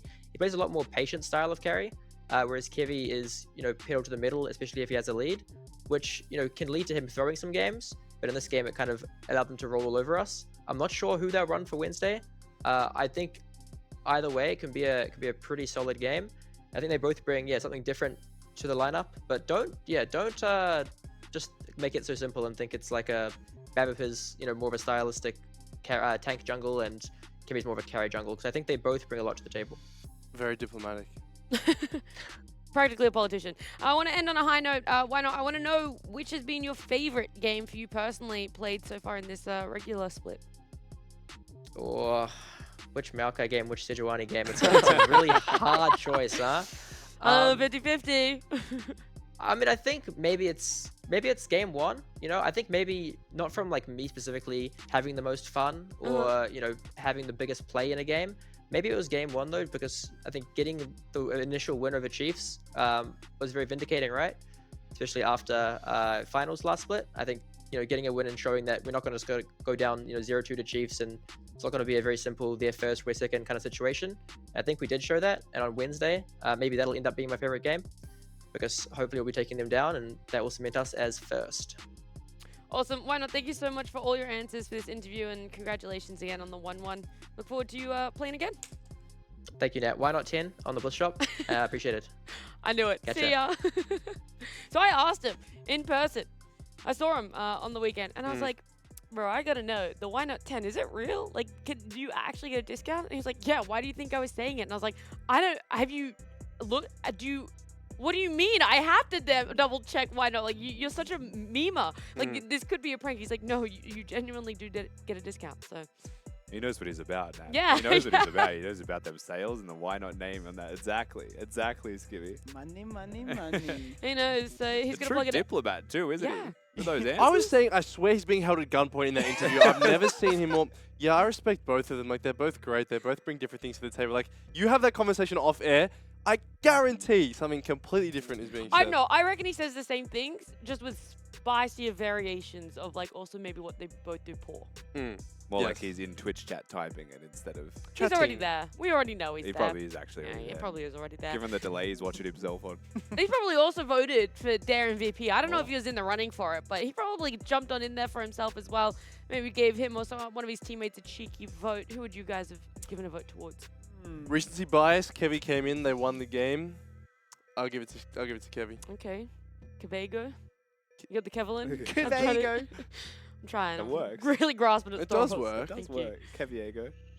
That sounds no. I don't like it. Do you want to say anymore. Cavago? Cavago somehow That sounds is better. not Viego. I know, though. but it sounds better. Hotel Cavago.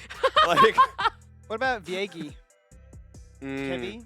Viegi? Well, we don't Yeah, even know that's bad. if he's their That's real MVP. bad. Let's That's have a look awful. at that's if real bad. who our their MVP is. It is Kevy. All right, we can keep working on the nicknames then. I like Kavago. So we've knuckled down at Kevlin Works. Yeah, Kevlin's easy. That one's easy work. Kavekarim. Maybe we just stop there. Maybe we just say Kevlin. Kevekrum. We cut our lot. We take our wins, and that's all we go for. Yeah, well, Kevy's going to be taking his MVP, their MVP win all Bevy. the way. What? What? Vievi? Bevy. You just want the V of Viego. I just want V-Evy. Bevy. Viego Kevi. Not Kevi Viego. Vevi. Just Bevy. Oh, I hate it. That's very bad. She's like, Very shut up. bad. Stop talking right now. I'm only saying that because we have something greater than just the nicknames for Kevy and his jungle champion pool. We do have our play of the day. Ooh. Any caster brains want to? Got to be a game one of Chiefs and of Bliss, right? Or There's a a couple lot of of. big fights in that. It could be. Oh, it could be. Oh, wait, you know? I do know. Is it the bot fight for you? I hope it's one the that you bot had the fight. replay I feel like he would You might have have submitted definitely that put fight I in. the can't replay. say anything. I'm going to throw a span into works and say it's one of Violet's quadra kills. Oh. just gonna throw it out there. No, I reckon he forgot about all of them. He definitely put in the He's bot. also a caster brain. Yeah. Yeah, that's what you got to remember. yeah, that's what I'm like. also a I was caster like, brain. Skimmy, that's good, but he's definitely forgotten about Way that one. too far back. Yeah, When did that that was like happen, 3 mate? hours ago, bro. That's way too far. We needed to last like 50 minutes. Run the clip! Coach was like, oh, damn it. It is! Wow! Max, what a great pick you got for yourself here. You want to give a play-by-play a go? Okay, absolutely. So we have Lived getting absolutely pile drived into the ground here, gets taken over the wall by a Panther, but he manages to get out. Somehow Daystar hits him with a shock blast to the head, takes him out, and now it is a slow chase. Where are Chiefs running? Nowhere, but the grave is the answer. Aladoric, come on, mate, make some action happen. There we go, tries to turn it around, but it is too little, too late. Ends up falling, and so do the rest of Chiefs, so do their hopes and dreams of winning this game. Something happen. Like, we don't know There that was- he's going to make something happen. Well, I had to build Aladoric. suspense somehow. You're like, come on, Hurry mate, I'm on a roll here. Keep going. Yeah, I know. It really We messed don't up my have flow. all game. Go on. Oh, it's great, Max. Thanks, Nat. Yeah, well Yeah. done. Well done. I think you could. You're certified now. Thanks, bro. You're a caster. The Skimmy approval? Do we have to get a Slap the Skimmy skimmy seal? stamp now. There you go. Everyone Well needs done, a mate. stamp. Thanks. Beautiful. Firm Cheers, mate. handshakes all around. Beauty. Well done on the job, mate. Pleasure doing business. You get that on the big job? You too. Hey, That's now my you're stealing favourite his saying. line. That's Now my you're stealing favourite his line. saying. It's my favorite Oh saying my too. god, I love it. You know how like, you have like yearbook quotes? We need to do that for LCO, and it's for like each person, and Max's is just like, that's yours. Well, I get can't that on the steal big jobs. skimmies. I will That's just find the skim clip of dogs. me saying that about Shinky's Gragas. When he just chucked out the ult and he's just like, well, you do get that on the big job. That was What is mine? hilarious. Just like inaudible noises Yeah, after the... I want to make this happen now. Everyone just Those are our sounding like- defining clips of this split. I'm glad you missed that week for the purpose of not hearing us being really awkward on broadcast. So. I'm here to make up for the awkwardness, but let's check out our standings. I do believe they're ready were for us to bad. take a peek at, because Team Bliss and Chiefs, whilst they played today, there is no change up on who is sitting in first. They are Wow. both tied there. They got their 1-1 draw today. It is great for us as viewers to know that these teams are both so competitive with each other, and we will be seeing them playing again for a tiebreaker.